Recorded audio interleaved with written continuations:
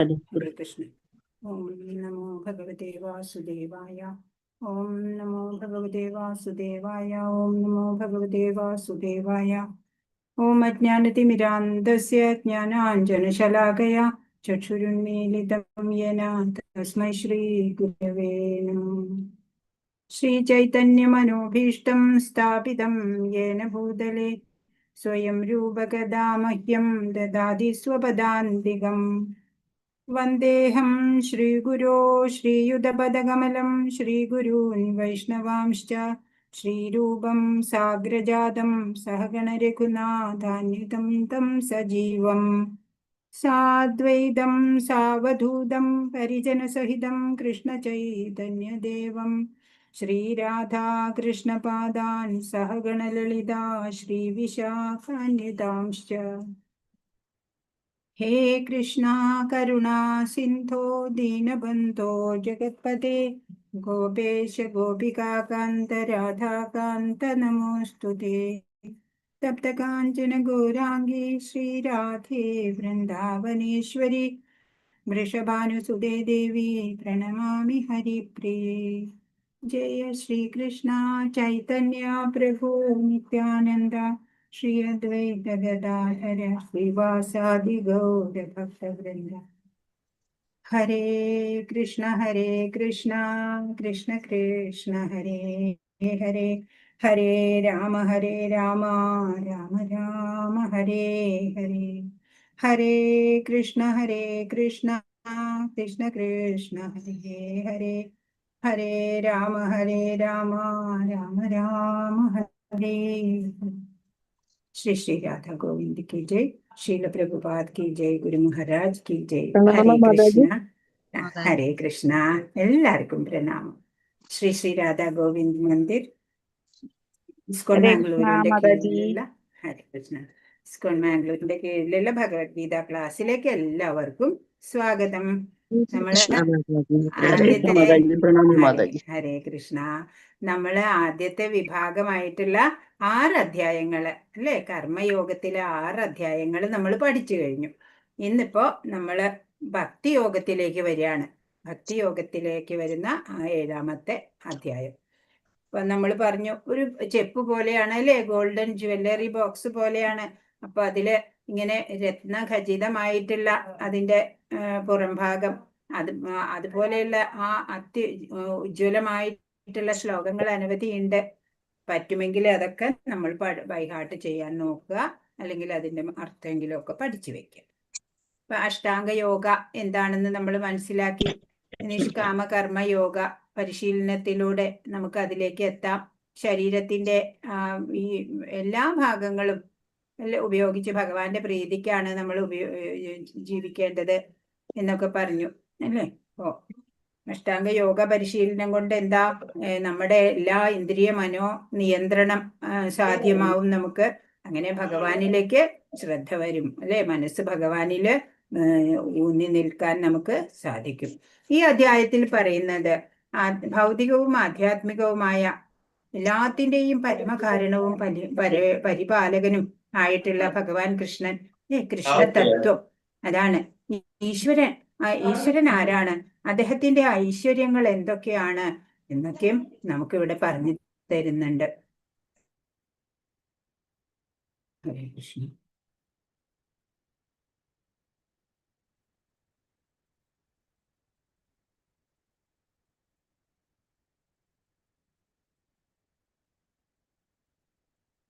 ഭഗവാനെ കുറിച്ച് നമ്മൾ കേൾക്കണം അല്ലെ, കേൾക്കുക വഴിയാണ് ഭഗവാനെ കുറിച്ച് നമുക്ക് അറിയാൻ സാധിക്കുക.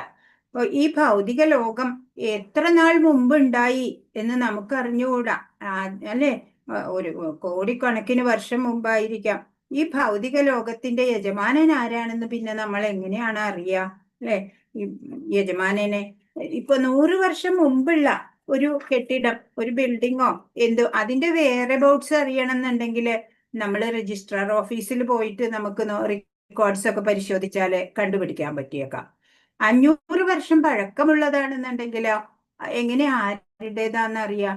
അപ്പൊ പറയും നമ്മുടെ മുത്തശ്ശൻ പറഞ്ഞിട്ടുണ്ട്, കേട്ടിട്ടുണ്ട് ഇങ്ങനെ ഇന്നാരുടേതാണ് ഇത് എന്ന്. അങ്ങനെയൊക്കെ ഒരു ഏതാണ്ടൊരു വിവരം ലഭിക്കും.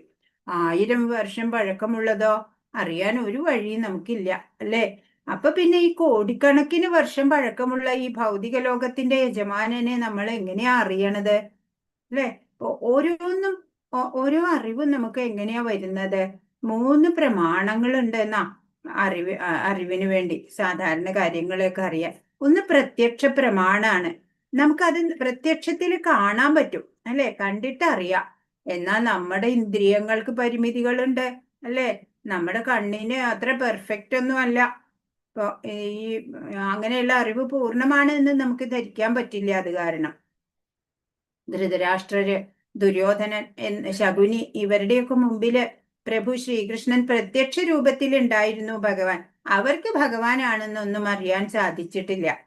പിന്നെ രണ്ടാമത്തെ ഒന്ന് അനുമാന പ്രമാണാണ്.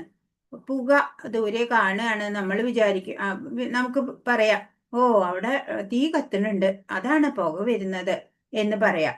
അതും തീർത്തും ശരിയാവണമെന്നൊന്നും ഇല്ല, അല്ലേ? ഇപ്പോ ഒരു ടിപ്പിക്കൽ എക്സാമ്പിൾ പറയുകയാണെങ്കിൽ, ഒരു ഹൈലി ക്വാളിഫൈഡ് ഡോക്ടേഴ്സിന്റെ ഒക്കെ ഒരു കോൺഫറൻസ് നടക്കുകയാണ്. ലോകത്തിന്റെ പലയിടത്തുനിന്നും വരികയാണ് പ്രഗത്ഭരായ ഡോക്ടേഴ്സ് വന്നിട്ട് കോൺഫറൻസ് ഒക്കെ ഉണ്ടായി. അത് കഴിഞ്ഞ് പിന്നെ 4 പേര് കൂടി ഇങ്ങനെ വെറുതെ സംസാരിച്ച് നിൽക്കണ സമയം ഒരാൾ മുമ്പിൽ കൂടി മുടന്നിട്ട് നടക്കുകയാണേ. അപ്പോൾ ഒരു ന്യൂറോളജിസ്റ്റ് ഉടനെ പറഞ്ഞു, അയാൾക്ക് ബ്രെയിനിലേക്കുള്ള എന്തോ ഒരു നെർവിന്റെ തകരാറുണ്ട് എന്ന് പറയാം. കാർഡിയോളജിസ്റ്റ് പറഞ്ഞു, അല്ലല്ല, ആൾക്ക് ഹാർട്ടിന് ഗുരുതര പ്രശ്നം വരാൻ പോവാണ്. ഓർത്തോ പറഞ്ഞു, കാലിന് ഹെയർലൈൻ ഫ്രാക്ചർ പറ്റിയിരിക്കണതാണ് അത് എന്ന് പറഞ്ഞു. 4ാമത്തെ ഡോക്ടർ പറഞ്ഞു, ഞാൻ പോയിട്ട് ചോദിക്കാം അയാളോട് എന്ന് പറഞ്ഞു. അയാളോട് അടുത്ത് ചോദിച്ചപ്പോ അയാൾ പറഞ്ഞു, അല്ല, എന്റെ കാലിനൊന്നുമില്ല, എന്റെ ചെരുപ്പിന്റെ സ്ട്രാപ്പ് പൊട്ടിയതാ എന്ന് പറഞ്ഞു. ഇപ്പൊ പരമ ഡോക്ടർമാര് പോലും, അല്ലെ, കേമപ്പെട്ട ഡോക്ടർമാരുടെ ഹൈപ്പോത്തിസിസില് അവര് പോലും പരാജയപ്പെട്ടു. അതാണ് അനുമാനം. അത് ശരിയാവണമെന്നില്ല, അല്ലെ? നമുക്ക് സ്വതവേ മനുഷ്യന്, ജീവാത്മാക്കൾക്ക് എന്താണ് ഒരു ടെൻഡൻസി? ടു കമ്മിറ്റ് മിസ്റ്റേക്സ് ആണ്, അല്ലെ? എപ്പോഴും തെറ്റുപറ്റാനുള്ള സാധ്യതയുണ്ട്. ഇനി 3ാമത്തെ ശബ്ദപ്രമാണമാണ്. വൈദിക ശാസ്ത്രങ്ങളിൽ നിന്നൊക്കെ നമുക്ക് പഠിച്ചറിയാം, അല്ലെ? ഭഗവാനെ കുറിച്ച് നമുക്ക് മനസ്സിലാക്കാം, ഗുരു പറഞ്ഞു തരും, അങ്ങനെയൊക്കെ. വേദങ്ങള് ശ്രുതികളാണ്, അമ്മയ്ക്ക് തുല്യം ആണെന്നാ പറയാ വേദങ്ങള്. എല്ലാ അറിവുണ്ട് വേദത്തില്. ഏതെങ്കിലും ഇപ്പൊ ഒരു കുഞ്ഞ് എന്റെ അച്ഛൻ ആരാണ് എന്ന് ചോദിക്കുമ്പോ അമ്മയാണ്, അല്ലേ, ആധികാരികമായിട്ട് അത് പറഞ്ഞു കൊടുക്കുക. അതുപോലെ ഭഗവത്ഗീതയിലൂടെ ഭഗവാൻ നമുക്ക് പറഞ്ഞു തരികയാണ്, ഞാനാണ് എല്ലാത്തിൻ്റെയും പ്രഭവസ്ഥാനം, ഞാനാണ് സുപ്രീം എന്നൊക്കെ ഭഗവാൻ പറയുമ്പോ തെറ്റിദ്ധരിക്കേണ്ട. ഭഗവാൻ സ്വന്തം മേനി നടിക്കണതൊന്നും അല്ല, അല്ലെ? ചിലവര് പറയും, എന്താ പത്രാസ് കാണിച്ചിട്ട് പറയാന്ന് പറയും. ഇങ്ങനെയല്ല. ഭഗവാനെ കുറിച്ച് നമ്മൾ അറിയണമെങ്കിൽ ഭഗവാൻ തന്നെ പറഞ്ഞു തന്നാലേ അറിയുള്ളൂ, അല്ലേ? ഭഗവാനെ കുറിച്ച് അറിഞ്ഞാലേ ഭഗവാനെ പ്രാപിക്കാൻ നമുക്ക് ആഗ്രഹം ഉണ്ടാവുള്ളൂ. അതിനുവേണ്ടി ഭഗവാൻ പറഞ്ഞു തരുന്നതാണ്. പതിതാത്മാക്കളാണ് നമ്മള്. ആ പതിതരായിട്ട് കിടക്കുന്ന, ഈ ഭൗതികതയിൽ വീണ് കിടക്കുന്ന നമ്മളെ പോലുള്ള ആത്മാക്കൾക്ക് മോചനം കിട്ടാൻ വേണ്ടി ഭഗവാൻ എല്ലാം വിവരിച്ചു തരികയാണ്. എല്ലാ ജ്ഞാനവും നമുക്ക് പകർന്നു തരുന്നു. ഹരേ കൃഷ്ണ. ശ്രീ ശ്രീ രാധാ ഗോവിന്ദ് കി ജയ്. ശ്രീല പ്രഭുപാദ് കി ജയ്. ഓം നമോ ഭഗവതേ വാസുദേവായ. 1-ാമത്തെ ശ്ലോകം. ശ്രീ ഭഗവാനുവാച മയ്യാസക്തമനാ പാർത്ഥ യോഗം യുഞ്ജൻ മദാശ്രയ അസംശയം സമഗ്രം മാം യഥാ ജ്ഞാസ്യസി തച്ഛൃണു.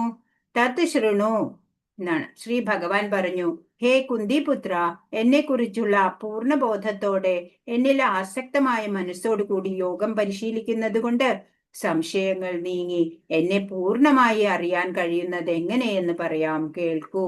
തത് ശൃണു, അത് കേൾക്കൂ. ഞാൻ എല്ലാം പറഞ്ഞു തരാം, അത് കേൾക്കൂ. തത് ശൃണു, അതാണ് തച്ഛൃണു എന്നിവിടെ കാണിച്ചിട്ടില്ലേ?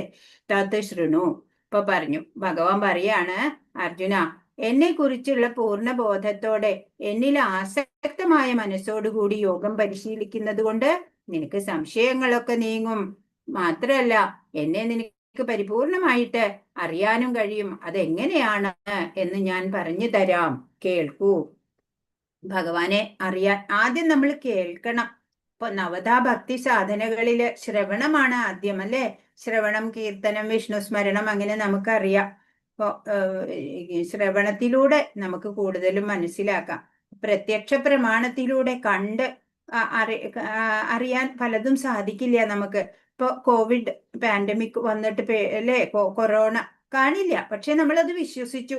ഓ, വൈറസ് ഉണ്ട്, കൊറോണ വൈറസ് ഉണ്ട് പറഞ്ഞു.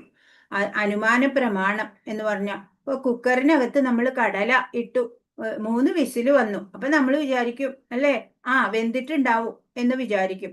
പക്ഷെ അനുമാനാണ് അത്, പൂർണ്ണമായിട്ട് അറിവല്ല. ചിലപ്പോ തുറന്നു നോക്കുമ്പോ വെന്തിട്ടുണ്ടാവില്ല. പിന്നെ ശബ്ദപ്രമാണം, അത് ആധികാരികമായ സോഴ്സിൽ നിന്ന് തന്നെ നമ്മൾ വേണം കേൾക്കാൻ. ഇപ്പൊ പറയും, ഗർഭസ്ഥ ശിശുവിന് ആദ്യം ചെവിയാണത്രേ രൂപപ്പെട്ടു വരുന്നത്. അതുപോലെ തന്നെ മരിക്കുമ്പോഴും ചെവിയാണത്രേ ഒടുക്കം ജഡമാവുന്നത്. അത് ശ്രവണത്തിന്റെ പ്രാധാന്യമാണ് അത് അവിടെ കാണിക്കുന്നത്. ഭഗവാനെ എങ്ങനെ അനുഭവിച്ചറിയാം എന്നാണ് ഭഗവാൻ ഇവിടെ നമുക്ക് പറഞ്ഞു തരിക.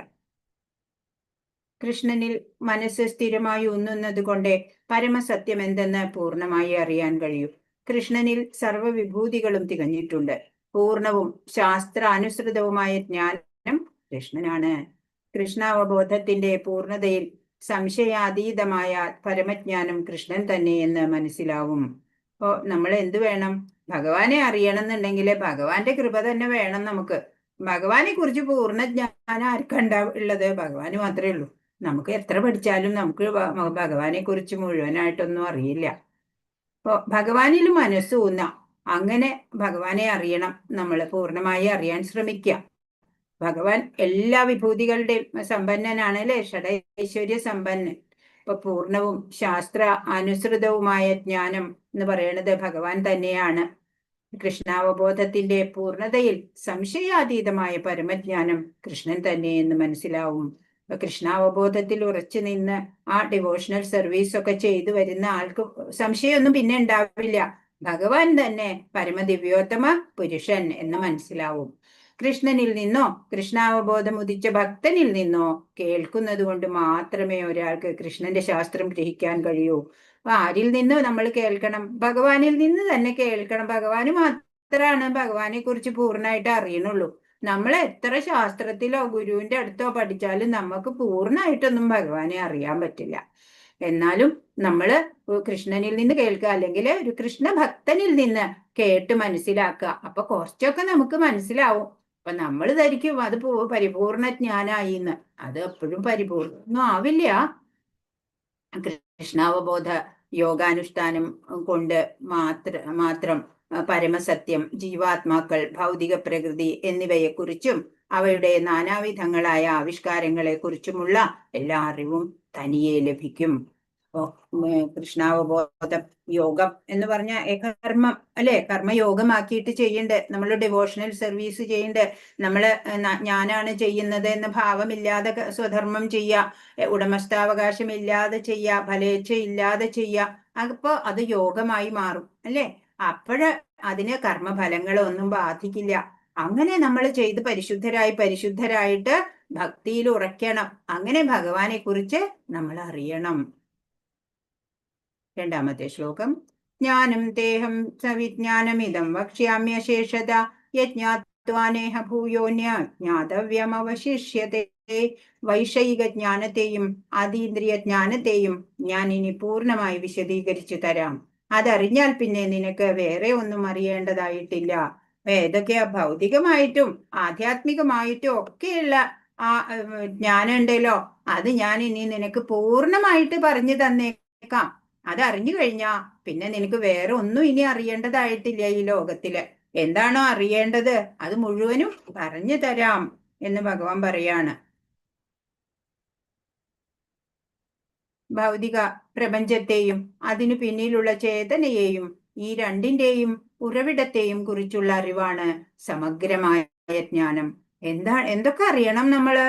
ഈ ഭൗതിക പ്രപഞ്ചത്തെ കുറിച്ച് അറിയണം. അതിന്റെ പിന്നിലുള്ള ചേതന, ആ പരമസത്യം എന്താണ്? ഭഗവാൻ അല്ലെ. ഈ രണ്ടിന്റെയും ഉറവിടം എന്താ? ഭഗവാൻ തന്നെ അല്ലെ. ആ ചേതന, എല്ലാം ഭഗവാനാണ്. ഈ ഭൗതികമായതും ഭഗവാൻ തന്നെയാണ്. പക്ഷെ നമ്മുടെ മനോഭാവം മലിനപ്പെടുമ്പോഴാണ് നമുക്കത് ഭൗതികമാണെന്ന് തോന്നുന്നത്. ഭഗവാനിൽ നിന്ന് വന്നത് എല്ലാം ആത്മീയം തന്നെയല്ലേ ആവുള്ളൂ, ആവാനല്ലേ സാധ്യതയുള്ളൂ. ആ ഉറവിടത്തെക്കുറിച്ചും ഒക്കെയുള്ള അറിവ് സമഗ്രമായ ജ്ഞാനമാണ്. ഇത് തന്നെയാണ് അതീന്ദ്രിയമായ ജ്ഞാനവും. ആധ്യാത്മിക ജ്ഞാനം എന്ന് പറയുന്നത് അത് തന്നെയാണ്. ഞാൻ ആരാണ്? ജീവാത്മാവ് അല്ലെ? അപ്പോ ആ ജീവാത്മാവും പരമാത്മാവും തമ്മിൽ എന്താണ്? ഈ ഭൗതിക പ്രകൃതിയും മായിട്ടുള്ള ബന്ധാണ്. ചരാചരാത്മാവാണ് ഭഗവാൻ അല്ലെ? ഓരോന്നിലും ഭഗവാൻ അടങ്ങിയിട്ടുണ്ട്. എല്ലാം ഭഗവാനിൽ നിന്നു വരുന്നു, എല്ലാം എന്നിലാണ് സ്ഥിതി ചെയ്യുന്നത് എന്ന് ഭഗവാൻ പറയുന്നുണ്ട് അല്ലെ? ഭഗവാനിൽ നിന്ന് ഉത്ഭവിക്കുന്ന ശിഷ്യ പരമ്പരയിൽപ്പെട്ട ഒരു ഭക്തന് മാത്രമേ സമ്പൂർണ്ണ ജ്ഞാനം നേടാൻ കഴിയൂ. അപ്പോ നമ്മളിപ്പോ ബ്രഹ്മമധ്വ ഗൗഡീയ സമ്പ്രദായത്തിലുള്ള ആചാര്യനിൽ നിന്ന് പഠിക്കുകയാണ് അല്ലെ? ശ്രീല പ്രഭുപാദിൽ നിന്ന് നമ്മൾ പഠിക്കുകയാണ്. അപ്പൊ ആ പരമ്പരയിൽ വരുന്ന ആ ഭക്തന് മാത്രമാണ് നമുക്ക് സമ്പൂർണ്ണ ജ്ഞാനം നൽകാനും നമ്മൾക്കത് ഗ്രഹിക്കാനും സാധിക്കുള്ളൂ. എല്ലാത്തരം അറിവിന്റെയും ഉറവിടവും സർവത്തിനും കാരണഭൂതനും വിവിധ യോഗ അനുഷ്ഠാനങ്ങളുടെ ഏക ലക്ഷ്യവും എന്തെന്നറിയാൻ തക്ക ബുദ്ധിശക്തി എങ്കിലും ഒരാൾക്കുണ്ടാവണം. ഭഗവാനെ കുറിച്ച് അറിയണം എന്നുണ്ടെങ്കിൽ മിനിമം ക്വാളിഫിക്കേഷൻ എന്താ? എല്ലാത്തരം അറിവിന്റെയും ഉറവിടം പ്രഭു ശ്രീകൃഷ്ണനാണെന്നറിയാം. സർവത്തിനും കാരണഭൂതൻ ആയിട്ടുള്ളത് ഭഗവാനാണെന്നറിയാം. വിവിധ യോഗാനുഷ്ഠാനങ്ങളുടെ ഏക ലക്ഷ്യം എന്താണ്? അത് ഭഗവാനാണ് എന്നറിയാം. അത്രയ്ക്കെങ്കിലും ബുദ്ധി ഉണ്ടാവണം എന്നാ പറയണേ ഒരാൾക്ക്. സർവ കാരണങ്ങൾക്കും കാരണം എന്തെന്ന് അറിഞ്ഞാൽ അറിയേണ്ടതെല്ലാം അറിഞ്ഞു കഴിഞ്ഞു, പിന്നെ അറിയാനൊന്നും ബാക്കിയില്ല. വേദങ്ങളിൽ മുണ്ടകോപനിഷത്ത് പറയുന്നുണ്ട് അല്ലെ? അറിയേണ്ടത് സർവ കാരണങ്ങൾക്കും കാരണമായത് ഏതാണെന്നൊന്നും അറിയാം. അതറിഞ്ഞാണ്ടല്ലോ പിന്നെ വേറൊന്നും അറിയാനില്ല എന്നാണ്. മൂന്നാമത്തെ ശ്ലോകം. മനുഷ്യാണാം സഹസ്രേഷു കശ്ചിദ്യദതി സിദ്ധയേ യദതാമഭിസിദ്ധാനാം കശ്ചിന്മാം വേത്തി തത്വത. ആയിരക്കണക്കിന് ആളുകളിൽ ചിലപ്പോൾ ഒരാൾ പൂർണ്ണത നേടാൻ ഉദ്യമിച്ചേക്കാം. അങ്ങനെ പൂർണ്ണത നേടിയവരിലും ഒന്നിലേറെ പേർ എന്നെ തികച്ചും അറിയുന്നതുമില്ല. ശ്രമിക്കണത് ഇപ്പൊ നമ്മളുടെ കാര്യം തന്നെ എടുക്കുക അല്ലെ? നമ്മളുടെ രജിസ്ട്രേഷൻ 1000 കവിയും, പക്ഷെ ക്ലാസ്സിൽ വന്ന് പഠിക്കാൻ തുടങ്ങണവരോ 50 പേര്, അത്രേ ഉള്ളൂ. അപ്പൊ ആയിരക്കണക്കിന് ആളുകളില് ഒരാളാണ് ചിലപ്പോ ഈ പൂർണ്ണത നേടാനുള്ള ശ്രമം തന്നെ ഒന്ന് തുടക്കം തന്നെ വെക്കുക. അങ്ങനെ പൂർണ്ണത നേടിയവരിലോ ഒന്നിലേറെ പേര് തികച്ചും ഭഗവാനെ അറിയുന്നവരുണ്ടാവില്ല. അങ്ങനെ പരിശ്രമിച്ച് ആ പ്രയത്നം നിശ്ചയദാർഢ്യത്തോടെ പ്രയത്നം ഇങ്ങനെ തുടരണം. എത്ര കാലം എന്ന് നമുക്ക് അറിഞ്ഞുകൂടാ. അത്രയും തുടരാനുള്ള സന്നദ്ധതയുള്ള ആ ക്ഷമ, സ്ഥൈര്യം ഇതൊക്കെ ഉള്ളവർക്കാണ് ഭഗവാനെ കുറിച്ച് തികച്ചും അറിവ് നേടാൻ സാധിക്കുള്ളൂ എന്ന് ഭഗവാൻ പറയാണ്. ഇപ്പൊ നമ്മള് ഗുരുവായൂർ അമ്പലത്തില് അല്ലെങ്കിൽ ഏതെങ്കിലും ക്ഷേത്രത്തില് ഉത്സവത്തിനൊക്കെ നോക്കുമ്പോ നമുക്ക് കാണാല്ലേ, ലക്ഷക്കണക്കിന് പേര് അവിടെ വന്നേക്കണേ. അപ്പൊ അവിടെ അനൗൺസ് ചെയ്യുമ്പോ എന്താ പറയാ? ഭക്തജനങ്ങളെ എന്ന് പറഞ്ഞിട്ട് ഓരോന്നൊക്കെ വിളിച്ച് പറയൂലേ, അനൗൺസ്മെന്റ് വരും. അപ്പൊ ആരെയാണ് ഇതിൽ ഭക്തരുണ്ടാവുക അല്ലെ? വെറുതെ അമ്പലത്തിൽ തൊഴാൻ പോയാ ഭക്തരാവോ? അവര് ആരോടെങ്കിലും നമ്മൾ ചോദിച്ചാൽ മതി, എത്ര പേർക്ക് ശാസ്ത്രജ്ഞാനമുണ്ട്, എത്ര പേർക്ക് ഭഗവാനെ കുറിച്ചുള്ള ജ്ഞാനമുണ്ട് എന്ന് ചോദിച്ചാൽ നമുക്ക് മനസ്സിലാവും എത്ര പേരുണ്ട് അതിൽ ഭക്തര് എന്നുള്ളത്. കൃഷ്ണനാണ് പരമപുരുഷനായ ഭഗവാൻ. ഭഗവാനെ ഭക്തിപൂർവം സേവിക്കുന്നവർക്കൊഴികെ മറ്റാർക്കും അവിടുത്തെ യാഥാർത്ഥ്യമായി അറിയാൻ വയ്യ. ഇപ്പൊ ഭഗവാനോടുള്ള ആ ഭക്തിപൂർവം പരമപ്രേമ ഭക്തിയോടുകൂടിയുള്ള ആ ഡിവോഷണൽ സർവീസ്, ഭക്തി സേവനം, അതുകൊണ്ട് തന്നെയാണ് ഭഗവാനെ കുറിച്ച് നമ്മൾ കൂടുതൽ അറിവ് നേടുന്നത്. ബ്രഹ്മസാക്ഷാത്കാരത്തിന്റെ പരമകാഷ്ഠയത്രേ കൃഷ്ണൻ. ആ സാക്ഷാത്കാരത്തിന്റെ പരമകാഷ്ഠ ഭഗവാൻ അല്ലെ? ബ്രഹ്മം, പരമാത്മാ, ഭഗവാൻ. അങ്ങനെ 3 തരത്തിലാണ് സാക്ഷാത്കാരമുള്ളത്. അതിലെ പരമകാഷ്ഠ ഏതാ? ഏറ്റവും ടോപ്പ് ഭഗവാൻ കൃഷ്ണൻ. ഭൂമിരാപോ നലോ വായു ഖമ്മനോ ബുദ്ധിരേവജ അഹംകാരൈതീയം മേ ഭിന്നാ പ്രകൃതിരഷ്ടത. എന്റെ ഭിന്നമായ ഭൗതിക പ്രകൃതി ഭൂമി, ജലം, അഗ്നി, വായു, ആകാശം, മനസ്സ്, ബുദ്ധി, വിദ്യാഹങ്കാരം എന്നിങ്ങനെ 8 എണ്ണം അടങ്ങുന്നതാണ്. ഭഗവാൻ അതീന്ദ്രിയമായിട്ടുള്ള ജ്ഞാനം വിവരിച്ചു തരികയാണ്. ഇപ്പൊ ഭൗതിക വിദ്യാഭ്യാസം ഒക്കെ മാറ്ററിനെ കുറിച്ചാണ് ഉണ്ടാവുക. സ്പിരിച്വൽ നോളജ് അത് എവിടെയും പഠിപ്പിക്കണില്ല, ഒരു യൂണിവേഴ്സിറ്റിയിലും പഠിപ്പിക്കില്ല അല്ലെ? അതുകൊണ്ട് തന്നെ നമ്മൾ പൂർണ്ണരല്ല. മനുഷ്യ ജന്മത്തിന്റെ പരമലക്ഷ്യം അതെന്താണെന്നൊന്നും ആർക്കും അറിഞ്ഞുകൂടാ. 84 ലക്ഷം തരം യോനികളിൽ കൂടി ജനിച്ച് മരിച്ചു കഴിഞ്ഞിട്ട് ഇപ്പോഴും നമുക്കൊരു മനുഷ്യ ശരീരം ലഭിച്ചിട്ടുണ്ട് അല്ലേ? ഇപ്പോ ഭഗവാനെ അറിയാ എന്നുള്ളതാണ് ഈ ജന്മ ഉദ്ദേശം. അതറിയാതെ വെറുതെ ഇങ്ങനെ ഈ കിട്ടിയിരിക്കുന്ന ചന്ദനത്തടി പോലെ കയ്യിൽ കിട്ടിയിട്ട് വെറും വിറകുകൊള്ളി പോലെ നമ്മൾ അതിനെ നിരുപയോഗമാക്കി കളയണ ആൾക്കാരാ നമ്മള് അല്ലെ? അപ്പോ അറിവും അനുഭവവും രണ്ടും കൂടി ചേർന്നിട്ട് നമുക്ക് ഭഗവാനെ അറിഞ്ഞ് ജീവിക്കാൻ സാധിക്കണം. ഇപ്പൊ ഇരുട്ടുമുറിയാണ് വിചാരിക്കുക, അവിടെ ഒന്നും നമുക്ക് കാണില്ല, എന്തൊക്കെ വെച്ചിട്ടുണ്ട് കാണില്ല അല്ലെ? അരണ്ട കുറച്ച് വെളിച്ചുണ്ടെന്നുണ്ടെങ്കിലോ എന്തൊക്കെയോ ഇരിക്കുന്നുണ്ട് അവിടെ എന്ന് കാണാൻ വ്യക്തമല്ല. പൂർണ്ണ വെളിച്ചുണ്ടെങ്കിൽ ഒട്ടും സംശയമില്ലാതെ നമുക്ക് വ്യക്തമായിട്ട് കാണാം. നമ്മളിപ്പോ ഈ ലോകത്തെ കാണുന്നത് അരണ്ട വെളിച്ചത്തിലാണ്. എന്തൊക്കെയോ അറിയാം. ആത്മീയത അത് സംശയലേശമന്യേ നമ്മൾ മനസ്സിലാക്കണം. അതാണ് ഭഗവാൻ ഇവിടെ നമുക്ക് പറഞ്ഞു തരാൻ പോകുന്നത്. പറയാണ്, എന്റെ ഭിന്നമായ പ്രകൃതി, ഈ ഭൗതിക പ്രകൃതി ഭഗവാന്റെ തന്നെ എക്സ്റ്റേണൽ പൊട്ടൻസിയാണ്. ഭഗവാന് 3 തരം ശക്തികളുണ്ട്, എനർജീസ് ഉണ്ട്. അത് എന്താണ്? ബാഹ്യ പ്രകൃതി, ആന്തരിക പ്രകൃതി, പിന്നെ തടസ്ഥ ശക്തി. ആന്തരിക ശക്തി, ബാഹ്യശക്തി, തടസ്ഥ ശക്തി അങ്ങനെ 3 ഉണ്ട്. അപ്പൊ ഈ ഭൗതിക പ്രകൃതി എന്ന് പറയുന്നത് ഭഗവാന്റെ ഒരു ശക്തിയാണ്. അതും അതെങ്ങനെയാണ് ഉണ്ടായത്? പഞ്ചഭൂതങ്ങള്, ഭൂമി, ജലം, അഗ്നി, വായു, ആകാശം, പഞ്ചഭൂതങ്ങള്. പിന്നെയോ മനസ്സ്, ബുദ്ധി, മിഥ്യാഹങ്കാരം. അങ്ങനെ 8 എണ്ണം അടങ്ങുന്നതാണ് ഭഗവാന്റെ ഈ ഭിന്നമായ ഭൗതിക പ്രകൃതി എന്ന് ഭഗവാൻ പറഞ്ഞു. സർവകാരണം ശ്ലോകം 4. പ്രപഞ്ച സൃഷ്ടിക്കു വേണ്ടി കൃഷ്ണന്റെ പൂർണ്ണ രൂപവിസ്തരണം 3 വിഷ്ണു രൂപങ്ങൾ കൈക്കൊള്ളുന്നു. ഏതൊക്കെയാണത് 3 വിഷ്ണു രൂപങ്ങള്? ഭഗവാൻ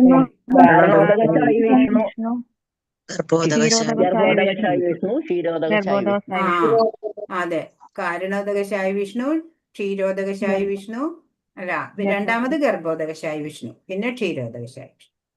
അപ്പൊ പ്രപഞ്ച സൃഷ്ടിക്ക് വേണ്ടി കൃഷ്ണന്റെ പൂർണ്ണ രൂപ വിസ്തരണം 3 വിഷ്ണു രൂപങ്ങൾ കൈക്കൊള്ളുന്നു. ആദ്യത്തേത് മഹാവിഷ്ണു, മഹത്തത്വം എന്ന സമഗ്ര പ്രപഞ്ച ശക്തിയെ സൃഷ്ടിക്കുന്നു. സമഗ്ര പ്രപഞ്ച ശക്തിയാണ് മഹത്തത്വം എന്ന് അതിലെല്ലാം ഉൾക്കൊണ്ടിട്ടുണ്ട്. അത് മഹാവിഷ്ണു. അത് തന്നെയാണ് കാരണോദകശായി വിഷ്ണു. ഓരോ പ്രപഞ്ചത്തിനും വൈവിധ്യം നൽകിക്കൊണ്ട് അവയിലെല്ലാം ഉൾപ്പോകുന്ന ഗർഭോദകശായി വിഷ്ണുവാണ് 2ാമത്തെ മൂർത്തി. നമ്മള് ഗോലോക ചാർട്ട് കണ്ടപ്പോഴൊക്കെ മനസ്സിലായി, ഒരു ബ്രഹ്മാണ്ടത്തിന്റെ ഓരോ ബ്രഹ്മാണ്ടത്തിന്റെ ഉള്ളിലും ഒരു ഗർഭോദകശായി ഉണ്ടായിരിക്കും, ഉൾപ്പോകുന്നുണ്ടായിരിക്കും. അതാണ് 2ാമത്തെ മൂർത്തി. 3ാമത്തെ മൂർത്തിയോ ക്ഷീരോദകശായി വിഷ്ണുവാണ്. സർവപ്രപഞ്ച വ്യാപ്തമായ പരമാത്മാവാണ് ആ ക്ഷീരോദകശായി വിഷ്ണു. ആ വിഷ്ണു തന്നെയാണ് നമ്മൾ ഓരോരുത്തരുടെയും ഉള്ളില് പരമാത്മാവായിട്ട് കുടികൊള്ളുന്നത്. ഹൃദയ അന്തർഭാഗത്ത് പമ്പ് ചെയ്യണ ഹാർട്ടിന്റെ ഉള്ളിലൊന്നല്ല കേട്ടോ, അത് ഹൃദയ ഗുഹ എന്ന് പറയും ആചാര്യന്മാര്. അത് ആരും കണ്ടുപിടിച്ചിട്ടില്ല എവിടെയാണെന്ന്. ഭഗവ ശക്തികളിൽ ഒന്നിന്റെ ക്ഷണികമായ ഒരു ആവിർഭാവമാണ് ഈ ഭൗതിക ലോകം. അപ്പൊ ഭഗവാന്റെ ശക്തികളിൽ ഒന്നിന്റെ ആവിർഭാവത്താലെയാണ് നമ്മളുടെ ഈ ഭൗതിക ലോകം സൃഷ്ടിക്കപ്പെട്ടിട്ടുള്ളത്. അത് ഭൂമി, ജലം, അഗ്നി, വായു, ആകാശം എന്നിവയെ പഞ്ചമഹാഭൂതങ്ങൾ എന്ന് പറയും. ഇവയാണ് 5 ഇന്ദ്രിയ വിഷയങ്ങൾ ഉൾക്കൊള്ളുന്നത്. ശബ്ദം, സ്പർശം, രൂപം, രസം, ഗന്ധം. ഇത് ഓരോ പഞ്ചഭൂതങ്ങളെ ആസ്പദമാക്കിയിട്ടാണ്, അതുമായി കണക്റ്റഡ് ആണ്. അങ്ങനെ പ്രത്യക്ഷീഭാവങ്ങളാണ് ഇവയുടെ, ഓരോന്നിന്റെയും പ്രത്യക്ഷീഭാവങ്ങളാണ് ഈ പഞ്ചഭൂതങ്ങള്. പിന്നെ ഭഗവാൻ കൃഷ്ണന്റെ രൂപവിസ്തരണങ്ങളായ ഈ 3 വിഷ്ണുമൂർത്തികളുടെ ആഭിമുഖ്യത്തിലാണ് നടക്കുന്നതെന്ന്, 3 വിഷ്ണുമൂർത്തികളുടെ ആഭിമുഖ്യത്തിലാണ് നടക്കുന്നത്. ഈ മൂർത്തികളെ അവതാരങ്ങൾ എന്ന് പറയും. അപ്പോ ഇവിടെ സൃഷ്ടിയും എല്ലാം നടക്കുന്നത് ഈ 3 വിഷ്ണു മൂർത്തികളുടെ ആഭിമുഖ്യത്തിലാണ് ഇവിടെ നടക്കുന്നത്. ഇതാണ് അവതാരങ്ങൾ എന്നാണ്. ഭഗവാന്റെ 3 അവതാരങ്ങളാണ്, വിഷ്ണു രൂപങ്ങൾ ആണ് ഈ 3 പറഞ്ഞത്. മാനസിക പ്രവർത്തനങ്ങളിൽ കൗതുകം കൊള്ളുന്ന തത്വചിന്തകർക്കും പൂർണ്ണമായ ജ്ഞാനം നേടാനാവാത്തത് ഏതൊന്നിന്റെയും മൂലകാരണമായ കൃഷ്ണനെ അറിയാത്തത് കൊണ്ടാണ്. അപ്പൊ ഇതിന്റെയൊക്കെ മൂലകാരണം മെയിൻ സ്ട്രീം എവിടുന്നാണ് വരുന്നത്? അത് നമ്മൾ പൂർണ്ണമായിട്ട് നമ്മൾ അറിയണം. അപ്പോഴാണ് നമുക്ക് ഭഗവാനെ കുറിച്ചും ഈ ഭൗതിക പ്രകൃതിയെ കുറിച്ചും ജീവാത്മാവിന്റെ തമ്മിലുള്ള ബന്ധത്തെ കുറിച്ചും എല്ലാം നമുക്ക് മനസ്സിലാവുള്ളൂ. അല്ലാണ്ട് മാനസികമായ ഊഹാപോഹങ്ങളോ തത്വചിന്തകളോ കൊണ്ടൊന്നും ഇതൊന്നും അറിയാൻ സാധിക്കില്ല. ഇനി അപ്പൊ 8 പറഞ്ഞു. ഇനിയും ഉണ്ട് 5-ാമത്തെ ശ്ലോകം. അപരേയമിതസ്ത്വന്യാം പ്രകൃതിം വിദ്ധി മേ പരാം ജീവഭൂതാം മഹാബാഹോ യേദം ധാര്യതേ ജഗത്ത്. ഇവയ്ക്കു പുറമെ ഹേ മഹാബാഹുവായ അർജുന, എനിക്ക് മറ്റൊരു ഉത്കൃഷ്ട ശക്തി കൂടിയുണ്ട്. ഈ താഴ്ന്ന തരം ഭൗതിക പ്രകൃതിയുടെ വിഭവങ്ങളെ ചൂഷണം ചെയ്യുന്ന ജീവഗണങ്ങളാണത്. അത് നമ്മുടെ തടസ്ഥ ശക്തിയാണ്. ഭഗവാന്റെ തടസ്ഥ ശക്തിയിൽ നിന്നാണ് ജീവാത്മാക്കള്. അപ്പൊ അധമശക്തിയായിട്ടുള്ള ഈ ഭൗതിക പ്രകൃതിയെ ചൂഷണം ചെയ്യാണ് ഈ ജീവഗണങ്ങൾ ചെയ്യണത് എന്നാണ്. അങ്ങനെ ഒരു ശക്തി കൂടി ഭഗവാനുണ്ട്. ഈ പ്രത്യക്ഷ പ്രപഞ്ചത്തിന് ഉത്തമ പ്രകൃതിയായ ജീവസത്തകളെ കൂടാതെ പ്രവർത്തിക്കാനുള്ള ശക്തിയില്ല. പ്രപഞ്ചത്തില് ജീവികൾ വേണം അല്ലെ? എല്ലാത്തിനും ചരാചരാത്മാവായിട്ട് ഭഗവാനും വേണം. ദൈവവും ജീവാത്മാക്കളും എല്ലാ പ്രകാരത്തിലും തുല്യരാണെന്ന മലിനവും തെറ്റായതുമായ അഭിപ്രായത്തിന് വിധേയമായതുകൊണ്ടാണ് പരിമിത ജ്ഞാനമുള്ള അദ്വൈതികൾ ഇങ്ങനെ വാദിക്കുന്നത്. ഇപ്പൊ അദ്വൈതികള് എന്ന് വെച്ചാൽ 2 ഇല്ല, ഒന്നേ ഉള്ളൂ എന്ന് വാദിക്കണര് അദ്വൈതികൾ എന്താ പറയാ? ദൈവവും ജീവാത്മാക്കളും ഒക്കെയും തുല്യരാണ് എന്നാണ് അദ്വൈതികൾ പറയാ. നമുക്കും ജീവാത്മാക്കൾക്കും ഭഗവാനോട് തുല്യത ഉണ്ടാവാൻ സാധ്യതയുണ്ട് എന്നുള്ള രീതിയിലാണ് അവരുടെ സിദ്ധാന്തങ്ങള്. പക്ഷെ നമ്മൾ അങ്ങനെയല്ല. ബ്രഹ്മമധ്യ ഗൗഡീയ വിഭാഗത്തിൽ വരുന്നവര് പറയണത് ദ്വൈതികളാ. ഭഗവാൻ എപ്പോഴും ഭഗവാനോട് ഒക്കാനോ ഭഗവാനേക്കാ കേമമാവാനോ ആർക്കും സാധ്യല്ല അല്ലെ? നമ്മൾ ഭഗവത് ദാസരാവാനേ പറ്റുള്ളൂ. ഭഗവാൻ യജമാനൻ, നമ്മൾ സെർവന്റ്. ജീവസത്തകൾ അവിടേക്ക് അധീനരും ഗുണം കൊണ്ട് ഭഗവാന്റേതിനോട് തുല്യരായതിനാൽ അവർ കൃഷ്ണന്റെ ഉത്കൃഷ്ട ശക്തിയാകുന്നു. നമ്മൾ ഭഗവാന്റെ ഉത്കൃഷ്ട ശക്തിയിലാണ് വരിക. മറ്റേ ഭൗതിക പ്രകൃതി അധമശക്തിയായിട്ട് വരും. അപ്പോ ജീവസത്തകള് ഭഗവാന് അധീനരാണ്. നമ്മള് എപ്പോഴും ഭഗവാൻ മാസ്റ്റർ, നമ്മള് സെർവന്റ്. ഗുണം കൊണ്ട് ഭഗവാന്റെ ഇതിനോട് തുല്യരാണ് നമ്മള്. വളരെ ഒരു സ്പിരിച്വൽ സ്പാർക്കാണ് അല്ലെ ഈ ജീവാത്മാവ്. ഒരു സ്ഫുലിംഗം മാത്രാണ്, ആത്മസ്ഫുലിംഗം മാത്രാണ്. അപ്പൊ അവര് ക്വാളിറ്റിയിൽ ഭഗവാന്റെ ഒപ്പം തന്നെയാണ്. പക്ഷെ ക്വാണ്ടിറ്റി വളരെ നേരിയതാ, വളരെ അണുവ. അവർ കൃഷ്ണനോന്റെ ഉത്കൃഷ്ട ശക്തി തന്നെയാണ്. ഭഗവത്ഗീതയുടെ ദൃഷ്ടിയിൽ ജീവസത്ത കൃഷ്ണന്റെ വിവിധ ശക്തികളിൽ ഒന്നു മാത്രമാണ് എന്ന് സ്പഷ്ടം. 6-ാമത്തെ ശ്ലോകം. ഇപ്പൊ പറഞ്ഞു, പഞ്ചഭൂതങ്ങളെ മനസ്സ്, ബുദ്ധി, മിഥ്യാഹങ്കാരം കൂടിയതാണ് ഭിന്ന പ്രകൃതി. ഉത്കൃഷ്ട ശക്തിയാണ് ആത്മാവ് അല്ലെ ജീവഗണങ്ങള്. നമ്മൾ ഭഗവാന്റെ അംശമാണ്. കടലും കടലിലെ ഒരു തുള്ളി വെള്ളവും പണ്ട് ഉപമ പറഞ്ഞിട്ടുണ്ട് അല്ലെ? നമ്മൾ ഉദാഹരണം പറഞ്ഞു. ഭൗതിക ബന്ധനത്തെ വിച്ഛേദിക്കാനുള്ള കഴിവൊക്കെ നമുക്കുണ്ട്. നമ്മൾ അതിന് ശ്രമിക്കണം. അപ്പോ ഭഗവാൻ എല്ലാ ജീവസത്തകളുടെയും നിയന്താവാണ്. നമ്മളോ അവരുടെ ഭഗവാന്റെ അധീനരാണ് നമ്മള് അല്ലെ? അപ്പോ വിവിധ ശക്തികളിൽ ഒന്ന് മാത്രാണ് ഈ ജീവസത്തകള്, ഭഗവാന്റെ അംശമായിട്ടുള്ള. 6-ാമത്തെ ശ്ലോകം. ഏതദ്യോനീനി ഭൂതാനി സർവാണി ത്യുപധാരയ അഹം കൃഷ്ണസ്യ ജഗത പ്രഭവ പ്രളയസ്തഥാ. സൃഷ്ടിയിലെ എല്ലാറ്റിന്റെയും ഉറവിടം ഈ 2 ശക്തികളാണ്. ആധ്യാത്മികവും ഭൗതികവുമായി ഇവിടെയുള്ള എല്ലാറ്റിന്റെയും ഉത്ഭവവും വിനാശവും ഞാൻ തന്നെയെന്ന് നിശ്ചയമായും അറിയുക. ഭഗവാൻ പറയാണ്, എല്ലാറ്റിന്റെയും ഉറവിടം ഈ 2 ശക്തികളിൽ നിന്നാണ് ഉണ്ടാവണ എല്ലാം. എല്ലാറ്റിന്റെയും ഉറവിടം ഈ 2 ശക്തികളാണ്. ഭഗവാന്റെ ഉത്കൃഷ്ട ശക്തിയും അധമശക്തിയും. ആ ബാഹ്യശക്തിയും ആന്തരിക ശക്തിയും, അതാണ് ഉറവിടം എല്ലാത്തിൻ്റെയും. ആധ്യാത്മികവും ഭൗതികവുമായി ഇവിടെയുള്ള എല്ലാറ്റിൻ്റെയും ഉത്ഭവവും വിനാശവും എല്ലാം ഭഗവാൻ തന്നെയാണ് എന്ന് നിശ്ചയമായും അറിയുക. അതിനൊരു സംശയവും വിചാരിക്കേണ്ട. ബാല്യത്തിൽ നിന്ന് യൗവനത്തിലേക്കുള്ള ശരീരത്തിന്റെ പരിണാമം സാധ്യമാകുന്നത് ഉത്കൃഷ്ട ശക്തിയായ ആത്മാവിന്റെ സാന്നിധ്യമുള്ളത് കൊണ്ടാണ്. ആത്മാവില്ലെങ്കിൽ പിന്നെ ആ ശരീരം ജഡമാണ്, അല്ലേ? ജഡവസ്തു മാത്രാണ്. അതിന് ചേതന കൊടുക്കുന്നത്, അതിന് അവബോധം കൊടുക്കുന്നത് എല്ലാം ആത്മാവാണ്. ആത്മാവിന്റെ സാന്നിധ്യം ഇല്ലെങ്കിൽ അതിനൊന്നും ചെയ്യാനാവില്ല. അതിന് വളർച്ച ഉണ്ടാവുന്നതും എല്ലാം ഒരു പ്രജ്ഞ കൊണ്ടാണ്. ഭഗവാനാണ് എല്ലാറ്റിൻ്റെയും മൂലകാരണം. ജീവാത്മാവാകുന്ന ഒരു ചെറിയ ഭഗവത് അംശത്തിന് അമ്പരചുംബിയായ ഒരു കെട്ടിടമോ വലിയൊരു ഫാക്ടറിയോ ഒരു മഹാനഗരം തന്നെയോ നിർമ്മിക്കാൻ കഴിഞ്ഞേക്കാം. എങ്കിലും അതിന് ഒരു മഹാപ്രപഞ്ചം സൃഷ്ടിക്കാനാവില്ല, അല്ലെ? ഒരു മനുഷ്യൻ, ഒരു വ്യക്തി പലതും ബിൽഡ് ചെയ്ത് കൊണ്ടുവരാൻ പറ്റും, അല്ലെ? ഒരു രാജാക്കന്മാര് ഒക്കെ, അല്ലെ? ഒരു നഗരം തന്നെ സൃഷ്ടിക്കും, അല്ലെ? അതൊക്കെ സാധിച്ചേക്കാം. എന്നാ ഒരു പ്രപഞ്ചം ഉണ്ടാക്കാൻ സാധിക്കുമോ?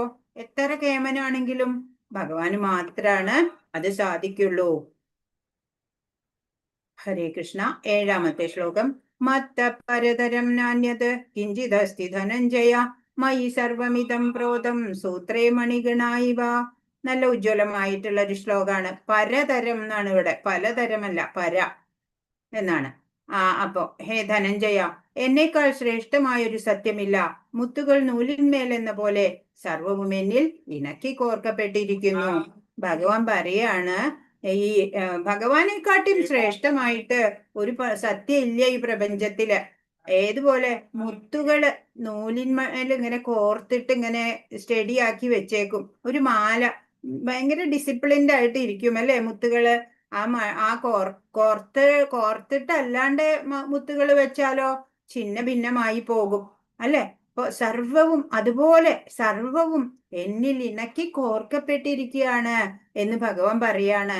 ഇപ്പൊ billions and billions of universes ആണ് ഉള്ളത്, അല്ലെ? ഭഗവാന്റെ ആ ചർമ്മ സുഷിരങ്ങളിൽ നിന്ന് ഇങ്ങനെ അനേകം ബ്രഹ്മാണ്ടങ്ങൾ ഇങ്ങനെ പുറത്തു വന്നുകൊണ്ടിരിക്കുകയാണ്. അപ്പൊ അവയെ എല്ലാം അതതിന്റെ ആ സ്ഥാനത്ത് നിലനിർത്തുന്നത് ഭഗവാനാകുന്ന ആ ചരടിനാലാണ്. അതുപോലെയാണ് ചരടിൽ മുത്തുകൾ കോർക്കപ്പെട്ട പോലെയാണ് ഇവയെല്ലാം സർവവും ഭഗവാനില് ഇണക്കി കോർക്കപ്പെട്ടിരിക്കുന്നു എന്ന് ഭഗവാൻ പറയാണ്. മുത്തുകൾ നൂലിന്മേൽ എന്ന പോലെ സർവവും എന്നിൽ ഇണക്കി കോർക്കപ്പെട്ടിരിക്കുന്നു. പരമസത്യം ഭഗവാൻ ശ്രീകൃഷ്ണനാണെന്നാണ് ഭഗവത്ഗീത സിദ്ധാന്തിക്കുന്നത്. അപ്പൊ എന്താണ് പരമസത്യം? എല്ലാത്തിന്റെയും ഉത്ഭവവും എല്ലാത്തിനും ആധാരം എല്ലാത്തിന്റെയും നിയന്താവ് എല്ലാം ഭഗവാൻ തന്നെയാണ് എന്ന് ഭഗവത്ഗീത നമുക്ക് പറഞ്ഞു തരുന്നു. ഈശ്വര പരമാകൃഷ്ണ സച്ചിദാനന്ദ വിഗ്രഹ അനാദിരാതിർ ഗോവിന്ദ സർവകാരണ കാരണം. എല്ലാത്തിനും കാരണം ആ ഒരേ ഒരു പ്രഭു ശ്രീകൃഷ്ണൻ മാത്രാണ്. ആദിദേവനും ആനന്ദസാഗരവും സച്ചിദാനന്ദമൂർത്തിയുമായ കൃഷ്ണ ഭഗവാനാണ്. എല്ലാത്തിൻ്റെയും ഉത്ഭവവും എല്ലാം ഭഗവാനാണ്. കാര്യവും കാരണവും എല്ലാം ഭഗവാനാണ്. ആദ്യത്തെ ജീവാത്മാവെന്ന നിലയിൽ ബ്രഹ്മാവ് ദേവന്മാരിലും മനുഷ്യരിലും മൃഗങ്ങളിലും വെച്ച് ശ്രേഷ്ഠനാണ്. ബ്രഹ്മദേവൻ ഏറ്റവും ആദ്യത്തെ ജീവാത്മാവാണ്. ഏറ്റവും ശ്രേഷ്ഠനായ ആളും ബ്രഹ്മദേവൻ തന്നെ. പരമദിവ്യോത്തമ പുരുഷനെ അറിയുന്നവന് മാത്രമേ ജനിമൃതികളുടെ ബന്ധങ്ങളെ അതിജീവിക്കാൻ കഴിയൂ. അപ്പൊ ബ്രഹ്മാവ് ഭഗവാനോട് തുല്യനല്ല എന്ന് ഇവിടെ പറയാൻ വേണ്ടിയാ പറഞ്ഞത്. ആ ജീവാത്മാവും ഭഗവാനിൽ നിന്ന് തന്നെയാണ് ബ്രഹ്മദേവനും ഉണ്ടായത്. അപ്പൊ അതിനും മുകളിലാണ് ഭഗവാന്റെ സ്ഥാനം. അപ്പൊ ആ ഭഗവാനെ അറിയുന്നവന് മാത്രാണ് ഈ ജനിമൃതി ചക്രത്തിൽ നിന്ന് മോചനം ഉണ്ടാവുള്ളൂ. അല്ലെങ്കിൽ പിന്നെ വീണ്ടും ജനിച്ചോണ്ടിരിക്കാം, അല്ലെ? ഭഗവാന്റെ മഹിമ മഹത്വം മനസ്സിലാക്കാത്തവര്. 8ാമത്തെ ശ്ലോകം. രസോഹമപ്സു കൗന്ദേയ പ്രഭാസ്മി ശശി സൂര്യയോ പ്രണവ സർവവേദേഷു ശബ്ദഖേ പൗരുഷം നൃഷു. ഹേ കുന്തിപുത്ര, ജലത്തിലെ രസവും സൂര്യചന്ദ്രന്മാരിലെ പ്രകാശവും വേദമന്ത്രങ്ങളിലെ പ്രണവവും ആകാശത്തിലെ ശബ്ദവും പുരുഷന്റെ പൗരുഷവും ഞാനാകുന്നു. രസോഹം അപ്സു, അല്ലെ? ജലം വെയിലത്തൊക്കെ കുറെ നടന്നു വരണം. അപ്പോഴാ വെള്ളം എടുത്ത് കുടിക്കുമ്പോ അതിന്റെ രുചി മനസ്സിലാവുള്ളൂ, അല്ലേ? ഇപ്പൊ വെള്ളത്തിന് രുചി ഇല്ല എന്ന് പറയും ചില പേര്. വെള്ളത്തിന്റെ രസം അത് ഭഗവാനാണ്. സൂര്യചന്ദ്രന്മാരിലെ പ്രകാശം ഭഗവാനാണ്. വേദമന്ത്രങ്ങളിലെ പ്രണവം ഓങ്കാരം അത് ഭഗവാനാണ്. ആകാശത്തിലെ ശബ്ദം ഭഗവാനാണ്. പുരുഷന്റെ പൗരുഷം എന്ന് പറഞ്ഞ അത് സ്ത്രീയുടെ സ്ത്രീത്വം എന്ന് അതിൽ കൂട്ടിച്ചേർക്കണം. പുരുഷന്റെ പൗരുഷം മാത്രമല്ല, അല്ലേ? അത് എല്ലാം ഭഗവാനാണ്. അപ്പൊ നമ്മള് ഒരു ഗ്ലാസ് വെള്ളം എടുത്ത് കുടിക്കുമ്പോ നമുക്ക് ഭഗവാനെ ഓർക്കാം. രാവിലെ സൂര്യൻ ഉദിച്ചു വരുന്ന കാണുമ്പോ ഭഗവാനെ നമുക്ക് ഓർക്കാം. രാത്രി നിലാവ് കാണുമ്പോ ഭഗവാനെ ഓർക്കാം, അല്ലേ? ഓരോ മന്ത്രങ്ങളും, അല്ലെ, വേദങ്ങളിലുള്ള എല്ലാ മന്ത്രവും ഓം നമ ശിവായ അല്ലെങ്കിൽ ഓം നമോ നാരായണായ, ഓം നമോ ഭഗവതേ വാസുദേവായ, എല്ലാ പ്രകാരത്തിലും ഓം ഉണ്ടായിരിക്കും. പക്ഷെ ഹരേ കൃഷ്ണ മന്ത്രത്തിൽ ഓം ആവശ്യമില്ല. ഭഗവാൻ കൃഷ്ണൻ തന്നെ ഉണ്ട് അവിടെ, പിന്നെ ഓമിന്റെ ആവശ്യമില്ല.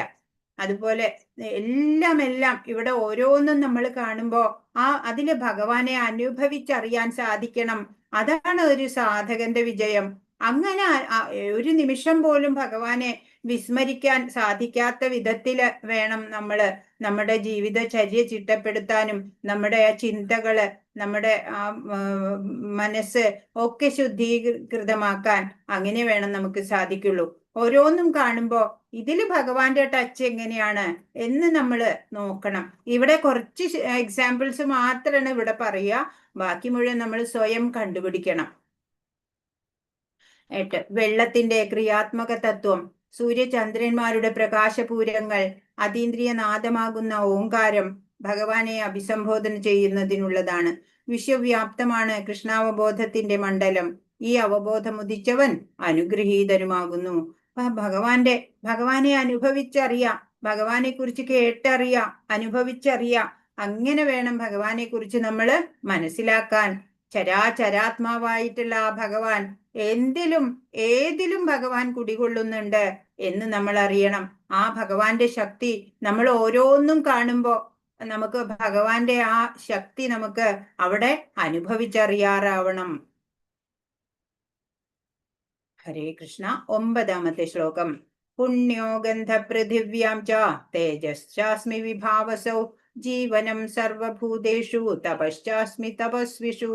ഭൂമിയിൽ പുണ്യഗന്ധമായും തീയിലെ ചൂടായും ജീവജാലങ്ങളിലെല്ലാം ജീവനായും തപസ്സുകളിൽ തപസ്സായും കുടികൊള്ളുന്നത് ഞാൻ തന്നെ. ഇപ്പൊ ഭൂമിയിലെ ഗന്ധം, പുതുമഴയൊക്കെ പെയ്യുമ്പോ പ്രത്യേക ഒരു മണം വരുമല്ലേ? ഭൂമിയുടെ ഗന്ധം. തീയിലെ ചൂട്, ജീവജാലങ്ങളിലെ ജീവൻ, തപസ്വികളിലെ തപസ്, അതൊക്കെയും ആയിട്ട് കുടികൊള്ളുന്നത് ഭഗവാൻ മാത്രാണ്, അല്ലേ? ഇപ്പോ മാലയില് മുത്തുകള് കോർത്തിരിക്കുന്ന പോലെ എന്ന് പറഞ്ഞു. നൂല് കാണില്ല, അത് മാലയ്ക്ക് അകത്താണ്. ആ നൂലില്ലെങ്കിലോ എല്ലാം ഛിന്ന ഭിന്നമായി പോവും. കാരണോദകശായി വിഷ്ണുവിന്റെ രോമകൂപത്തിൽ നിന്ന് ബ്രഹ്മാണ്ടങ്ങൾ ഉത്ഭവിക്കുന്നുണ്ട്. അവയെല്ലാം ഈ പ്രപഞ്ചത്തിൽ ശരിയായിട്ട് നിലനിർത്തുന്നത് ഭഗവാനാണ്. ആ നൂല് നമുക്ക് കാണുന്നില്ല, അല്ലെ? ഇപ്പോ ഭഗവാനെ നമുക്ക് കാണില്ല, പക്ഷെ നമുക്ക് അനുഭവിച്ചറിയാൻ നമുക്ക് സാധിക്കണം. ഇപ്പോ ഒരു സ്കൂളിൽ പഠിക്കണ ഒരു കുട്ടി വീട്ടിൽ വരുമ്പോ വീട്ടിലെ അച്ഛൻ ഉപയോഗിക്കുന്ന വണ്ടിയുടെ താക്കോൽ അവിടെ മേശപ്പുറത്ത് ഇരിക്കുന്നുണ്ടെങ്കിൽ കുട്ടി പറയും, അച്ഛൻ ഇവിടെ വീട്ടിലുണ്ട്, അച്ഛൻ പുറത്തു പോയിട്ടില്ല. അച്ഛനെ കണ്ടിട്ടില്ല, ആ താക്കോല് കണ്ടപ്പോ കുട്ടിക്ക് മനസ്സിലായി. അതേപോലെയാണ് നമുക്ക് ഓരോന്നും ഭഗവാന്റെ വിഭൂതികള് മനസ്സിലാക്കാം. ഓരോന്ന് കാണുമ്പോഴും ഭഗവാൻ ഉണ്ട് എന്ന്, ഭഗവാന്റെ ശക്തി വൈഭവമാണ് ഇതിലെല്ലാം എന്ന് നമുക്ക് മനസ്സിലാക്കാൻ സാധിക്കണം ഓരോന്നും കാണുമ്പോൾ. അപ്പൊ എങ്ങനെയാ ഭഗവാനെ എപ്പോഴും ഓർക്കാൻ സാധിക്കുക, അല്ലെ? നമ്മൾ കുടിക്കുന്ന ജലം, അതിന്റെ രുചി ഭഗവാനാണ്. സൂര്യപ്രകാശം, നിലാവ്, ഓങ്കാരം, ഇതൊക്കെ ഭഗവാനാണ്, അല്ലെ? മിടുക്കരായിട്ട് പെർഫോം ചെയ്യുന്ന കുട്ടികളുടെ ആ കഴിവ്, അതൊക്കെയും ഭഗവാനാണ്, ആ ശക്തി, അല്ലെ?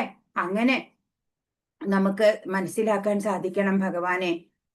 ഭൂമിയുടെ പുണ്യഗന്ധമായിട്ട്, തീയിലെ ചൂടായിട്ട്, ജീവജാലങ്ങളിലെ ജീവൻ, തപസ്വികളിലെ തപസ്, അല്ലെ? ഓരോ കുട്ടികളിലും ഉള്ള ആ കഴിവുകള്, അതൊക്കെ ഭഗവാന്റെ കൃപയാണ്, ഭഗവാന്റെ ശക്തിയാണ് എന്ന് നമ്മൾ അറിയണം. മാലിന്യം തീണ്ടാത്ത മൗലികമായ സർവഭൂത വ്യാപ്തമായ ഗന്ധമത്രേ കൃഷ്ണൻ. ഭൂമി, ജലം മുതലായ എല്ലാ ക്രിയാത്മക തത്വങ്ങളും ധാതുവർഗങ്ങളും സർവ ഭൗതിക മൂലകങ്ങളും കൃഷ്ണനിൽ നിന്നുളവാകുന്നുവെന്ന് കൃഷ്ണാവബോധം ഉദിക്കുമ്പോൾ നമുക്ക് മനസ്സിലാവും.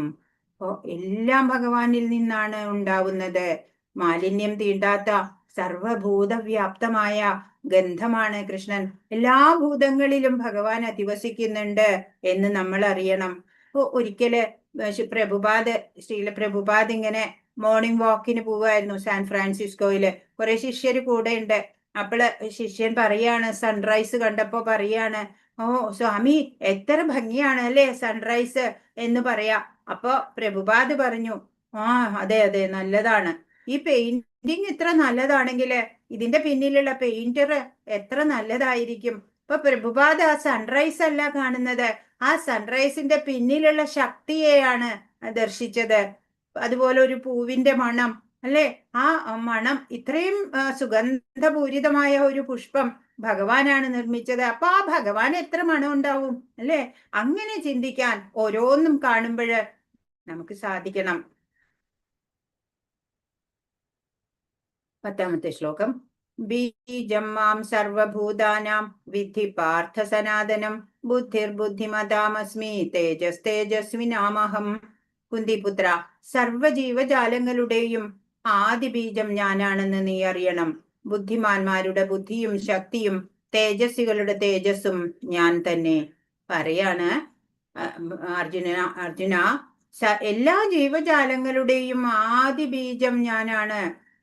അഹം ബീജപ്രദപിത എന്ന് ഒരിടത്ത് ഭഗവാൻ പറയുന്നുണ്ട്. ഞാനാണ് എല്ലാത്തിനും ആദി ബീജമായിട്ടുള്ളത് എന്ന് നീ അറിയാ.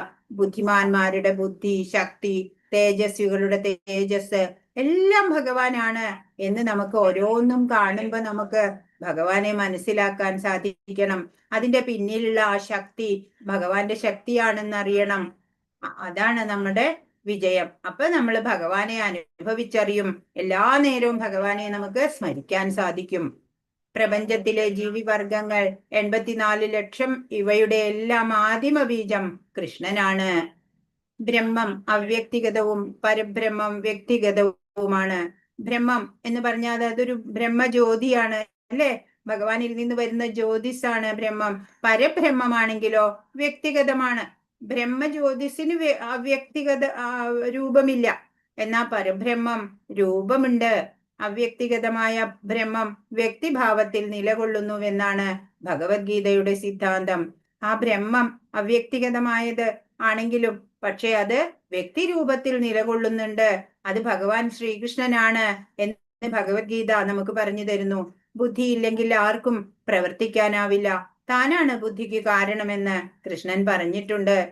നമ്മളുടെ ബുദ്ധിശക്തി അല്ലെ, തേജസ്, ഓജസ്, എല്ലാ ശക്തിയും ഭഗവാനാണ്. ബുദ്ധിഹീനർക്ക് ഭഗവാൻ കൃഷ്ണനെ അറിയാൻ കഴിയില്ല. 11. ബലം ബലവതാം ചാഹം കാമരാഗ വിവർജിതം ധർമാവിരുദ്ധോ ഭൂതേഷു കാമോസ്മി ഭരതർഷഭ. അല്ലയോ ഭരതർഷഭ, ഞാനാണ് ബലവാന്മാരുടെ ബലം, കാമരാഗ വിവർജിതമായ ബലം, ധർമ്മവിരുദ്ധമല്ലാത്ത ലൈംഗിക ജീവിതവും ഞാൻ തന്നെ. അപ്പൊ മനോബലം അല്ലെ, നമുക്ക് കാമരാഗ വിവർജിതമായ ബലം എന്ന് പറഞ്ഞ നമ്മുടെ മനസ്സിന് ബലം വേണം അല്ലെ. നമ്മൾ എന്താണോ നമ്മുടെ ലക്ഷ്യം, ആ ലക്ഷ്യത്തിലേക്ക് വേണ്ടി ഉറച്ചു നിൽക്കാൻ, ദൃഢതയോടെ പ്രയത്നിക്കാൻ ഉള്ള ആത്മബലം അത് ഭഗവാൻ തന്നെയാണ്. പിന്നെ ധർമ്മവിരുദ്ധമല്ലാത്ത ലൈംഗിക ജീവിതം അതും ഭഗവാനാണ് എന്ന് പറയാണ്. 11.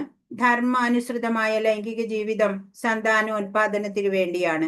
പിന്നീട് മക്കളിൽ കൃഷ്ണാവബോധം ഉളവാക്കുന്നതും അച്ഛനമ്മമാരുടെ കടമയാണ്. ഒരു സന്തതി ഉണ്ടായിട്ട് ആ സന്തതിയെ ഭഗവതോന്മുഖമാക്കണം. അതാണ് ഒരു നല്ല മാതാപിതാക്കളുടെ കടമ എന്ന് ഇവിടെ പറയാണ്. ഹരേ കൃഷ്ണ. 12. യേ ജൈവ സാത്വികാ ഭാവ രാജസാസ്താമസർച്ചയെ മത്തയെ വേദിതാൻ വിദ്ധി നത്വഹം തേഷു തേ മയി. സാത്വികങ്ങളും രാജസങ്ങളും താമസങ്ങളുമായ എല്ലാ അവസ്ഥകളും എന്റെ ശക്തിയുടെ ബഹിസ്ഫുരണങ്ങളാണ്. ഒരർത്ഥത്തിൽ അവയെല്ലാം ഞാൻ തന്നെ. എങ്കിലും ഞാൻ അവയ്ക്ക് അധീനനല്ല. ഞാൻ ഭൗതിക ഗുണങ്ങൾക്ക് അധീനനല്ല, മറിച്ച് അവയെല്ലാം എന്നിൽ നിലകൊള്ളുന്നു. ഭഗവാൻ പറയാണ്, എല്ലാ ഗുണങ്ങള്, ത്രിഗുണങ്ങള് ഒക്കെ ആ ഭഗവാന്റെ ശക്തിയുടെ സ്ഫുരണങ്ങൾ തന്നെയാണ്. അതല്ലെങ്കിൽ പറഞ്ഞ ഭഗവാൻ തന്നെയാണ് എന്ന് വേണമെങ്കിൽ പറയാം. പക്ഷേ ഭഗവാൻ അതിന് അധീനനല്ല, അതിനൊക്കെ അതീതനാണ് ഭഗവാൻ. ഭഗവാൻ ഭൗതിക ഗുണങ്ങൾക്ക് അധീനനല്ല, മറിച്ച് അവയെല്ലാം ഭഗവാനിൽ കുടികൊള്ളുന്നു എന്ന് വേണമെങ്കിൽ പറയാം. പക്ഷെ ഭഗവാനെ അതൊന്നും ബാധിക്കണില്ല. ഭഗവാൻ അതിന്റെയൊക്കെ അതീതൻ, ഗുണാതീതനാണ്. നമ്മളോ ഗുണാധീനരാണ് നമ്മള്, അല്ലേ? 12 ഭൗതിക പ്രകൃതിയുടെ ത്രിഗുണങ്ങൾ സത്വം രജസ് തമസ് കൃഷ്ണനിൽ നിന്നുണ്ടാകുന്നുവെങ്കിലും കൃഷ്ണൻ ഭൗതിക പ്രകൃതിക്ക് അധീനനാവുന്നില്ല. പിന്നെയോ ദിവ്യോത്തമ പുരുഷനായ ഭഗവാന്റെ വിവിധ സവിശേഷതകളിൽ ഒന്ന് മാത്രമാണ് അല്ലെ ത്രിഗുണങ്ങള്. ഭഗവാൻ നിർഗുണനാണ്. ഭഗവാൻ ഒരു ഗുണങ്ങളും ഇല്ല. ഈ ഗുണങ്ങളുടെയൊക്കെ അതീതമായിട്ടുള്ള അവസ്ഥയാണ് ഭഗവാന്. നമ്മള് ഗുണാധീനരാണ്. ഭൗതിക പ്രകൃതി ഗുണങ്ങളും ഭഗവാന്റെ ശക്തിയാണ് എന്ന് പറഞ്ഞു. ജയിലിൽ ഇപ്പൊ കള്ളന്മാരുണ്ടാവും അല്ലെ? പ്രധാനമന്ത്രി ചിലപ്പോ വിസിറ്റ് ചെയ്യാറുണ്ട് ജയില്, അല്ലെ? അപ്പൊ കള്ളനായതുകൊണ്ടല്ല പ്രധാനമന്ത്രി അവിടെ വിസിറ്റ് ചെയ്യണത്, അല്ലെ? എല്ലാത്തിന്റെയും കൺട്രോളർ ആയതുകൊണ്ടാണ്. അപ്പൊ അതുപോലെ ഭഗവാൻ എല്ലാം കൺട്രോൾ ചെയ്യണ്ട്, അല്ലേ? അപ്പോ നമ്മൾ എന്താ ചെയ്യേണ്ടത്? ഭക്തിയിൽ ഫോക്കസ് ചെയ്യുക, ജപിക്കുക, അല്ലെ? ഇപ്പൊ ഹിരണ്യകശിപു അസുരൻ ഉണ്ടായിരുന്നു, ദുഷ്ട പ്രവൃത്തികളൊക്കെ ചെയ്യണ. പ്രഹ്ലാദനെ പോലൊരു മകൻ ഉണ്ടായി, ഭക്തോത്തമനായിട്ട്, അല്ലെ? പറഞ്ഞു, അതും ഭഗവത് ശക്തിയാണ്. അച്ഛനോട് പറഞ്ഞു ഇങ്ങനെയല്ല, മനോഭാവം മാറ്റണം എന്നൊക്കെ കുറെ പറഞ്ഞു കൊടുത്തു പ്രഹ്ലാദ്, അല്ലെ? അപ്പൊ അങ്ങനെ ആ ഒരു ദുഷ്ടനായ അസുരന് ഒരു ഭക്തോത്തമനായ ഒരു പുത്രൻ ഉണ്ടായത് ഭഗവത് ശക്തി തന്നെ, അല്ലേ? 13 സത്വഗുണം മാത്രമുള്ള അല്ല, ഇത് 13 വായിച്ചില്ലല്ലോ. ത്രിഭിർഗുണമയൈർഭാവൈരേഭി സർവമിദം ജഗത് മോഹിതം നാഭിജാനാതി മാമേഭ്യ പരമവ്യയം. ത്രിഗുണങ്ങളാൽ വ്യാമോഹിതമായ ഈ ലോകം, വ്യാമോഹിതമായ ഈ ലോകം ഇവയ്ക്ക് അതീതനും അവ്യയനുമായ എന്നെ അറിയുന്നില്ല. അപ്പോ ഈ ത്രിഗുണങ്ങളാൽ എങ്ങനെ വ്യാമോഹത്തിലാണ് ഈ ലോകത്തുള്ള എല്ലാ പേരും, അല്ലെ? പക്ഷേ ഭഗവാൻ ഇവയ്ക്കൊക്കെ അതീതനായിട്ടുള്ള, വ്യയമില്ലാത്ത, നാശമില്ലാത്ത, കുറവൊന്നും വരാത്ത, എപ്പോഴും അതേ രീതിയിൽ നിലകൊള്ളുന്ന അവ്യയനായിട്ടുള്ള ആ ഭഗവാനെ ആരും ഈ ലോകം അറിയുന്നില്ല എന്നാണ്. സത്വഗുണം മാത്രമുള്ള അവരെ ബ്രാഹ്മണരെന്ന് വിളിക്കും. രജോ ഗുണത്തിലുള്ളവരെ ക്ഷത്രിയരായും രജസ്തമോ ഗുണങ്ങൾക്ക് അധീനരായവരെ വൈശ്യരായും തമോ ഗുണം മാത്രമുള്ളവരെ ശൂദ്രരായും, അല്ലെ, പറയും. അപ്പൊ 4 വർണ്ണങ്ങള് ഭഗവാൻ സൃഷ്ടിച്ചു, അല്ലെ? ബ്രാഹ്മണ, ക്ഷത്രിയ, വൈശ്യ, ശൂദ്ര. അത് ഓരോ ഗുണങ്ങൾക്കും കർമ്മങ്ങൾക്കും അനുസരിച്ചാണ്. ത്രിഗുണങ്ങളാൽ വ്യാമോഹത്തിൽ ഏർപ്പെട്ടവർക്ക് ശ്രീകൃഷ്ണൻ ഈ ഭൗതിക പ്രകൃതിക്ക് അതീതനും സർവേശ്വരനുമാണ് എന്ന് അറിഞ്ഞുകൂടാ. അപ്പം ഈ ഗുണങ്ങളാല് അകപ്പെട്ടവർക്ക് എന്താണ് ഭഗവാനെ കുറിച്ച് അറിയാൻ സാധിക്കില്ല. പ്രകൃതിയുടെ ഈ 3 ഗുണങ്ങൾക്കും അതീതമാണ് കൃഷ്ണാവബോധം. ഇപ്പൊ കൃഷ്ണാവബോധം എന്ന് പറയുന്നത് സത്വഗുണത്തിന്റെയും മുകളിലാ. സത്വഗുണത്തിനെയും അതിജീവിക്കണം. അപ്പോ ശുദ്ധ സത്വഗുണം അല്ലെങ്കിൽ വാസുദേവാവസ്ഥ എന്നൊക്കെ പറയും. അതാണ് കൃഷ്ണാവബോധത്തിന്റെ ആ സ്റ്റേജ്. നമ്മൾ ഓരോ പ്ലാറ്റ്ഫോമിൽ നിന്ന് കയറി പോണം. എന്നിട്ട് അതീന്ദ്രിയമായ പ്ലാറ്റ്ഫോമിൽ എത്തുമ്പോഴാണ് കൃഷ്ണാവബോധം. 14 ദേവി ഹേഷാ ഗുണമയീ മമ മായാ ദുരത്യയ മാമേവയെ പ്രപദ്യന്തേ മായാമേതാം തരന്തിതേ. 3 പ്രകൃതി ഗുണങ്ങൾ അടങ്ങിയ എന്റെ ദിവ്യശക്തിയെ അതിജീവിക്കുക എളുപ്പമല്ല. എന്നാൽ എനിക്കായി സ്വയം സമർപ്പിക്കുന്നവർക്ക് അത് നിഷ്പ്രയാസം സാധിക്കും. അപ്പോ പ്രകൃതി ഗുണങ്ങൾ അടങ്ങിയ ഈ ദിവ്യശക്തി ഉണ്ടല്ലോ, മായ, അതിനെ അതിജീവിക്കുക എന്ന് പറഞ്ഞാല് ആർക്കും എത്ര എളുപ്പമുള്ള കാര്യമല്ല.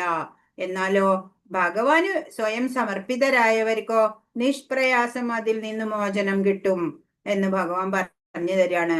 അപ്പൊ മായയെ അതിജീവിക്കാൻ, ഈ ത്രിഗുണങ്ങളെയൊക്കെ അതിജീവിക്കാൻ എന്തേ വേണ്ടു? ഭഗവാനില് ആത്മാർപ്പണം ചെയ്യുക, ഭഗവാനില് സ്വയം സമർപ്പിതനാവുക. അപ്പൊ നമുക്ക് മായയെ അതിജീവിക്കാൻ പറ്റും. ഇപ്പോ അടുത്ത വീട്ടിലൊരു കുറച്ച് കടിച്ചു വരുന്ന നായുണ്ട് വിചാരിക്കുക. നമുക്ക് ആ വീട്ടിലൊരു കാര്യത്തിന് വേണ്ടി ചോദിക്കാൻ പോണം. അപ്പൊ നമ്മൾ അവിടെ ഗേറ്റിന്റെ അവിടെ ചെല്ലുമ്പോഴേക്കും നായ കുറച്ചിട്ട് ഓടി വരുമല്ലേ, കിട്ടിയാൽ നമ്മളെ കടിക്കുകയും ചെയ്യും.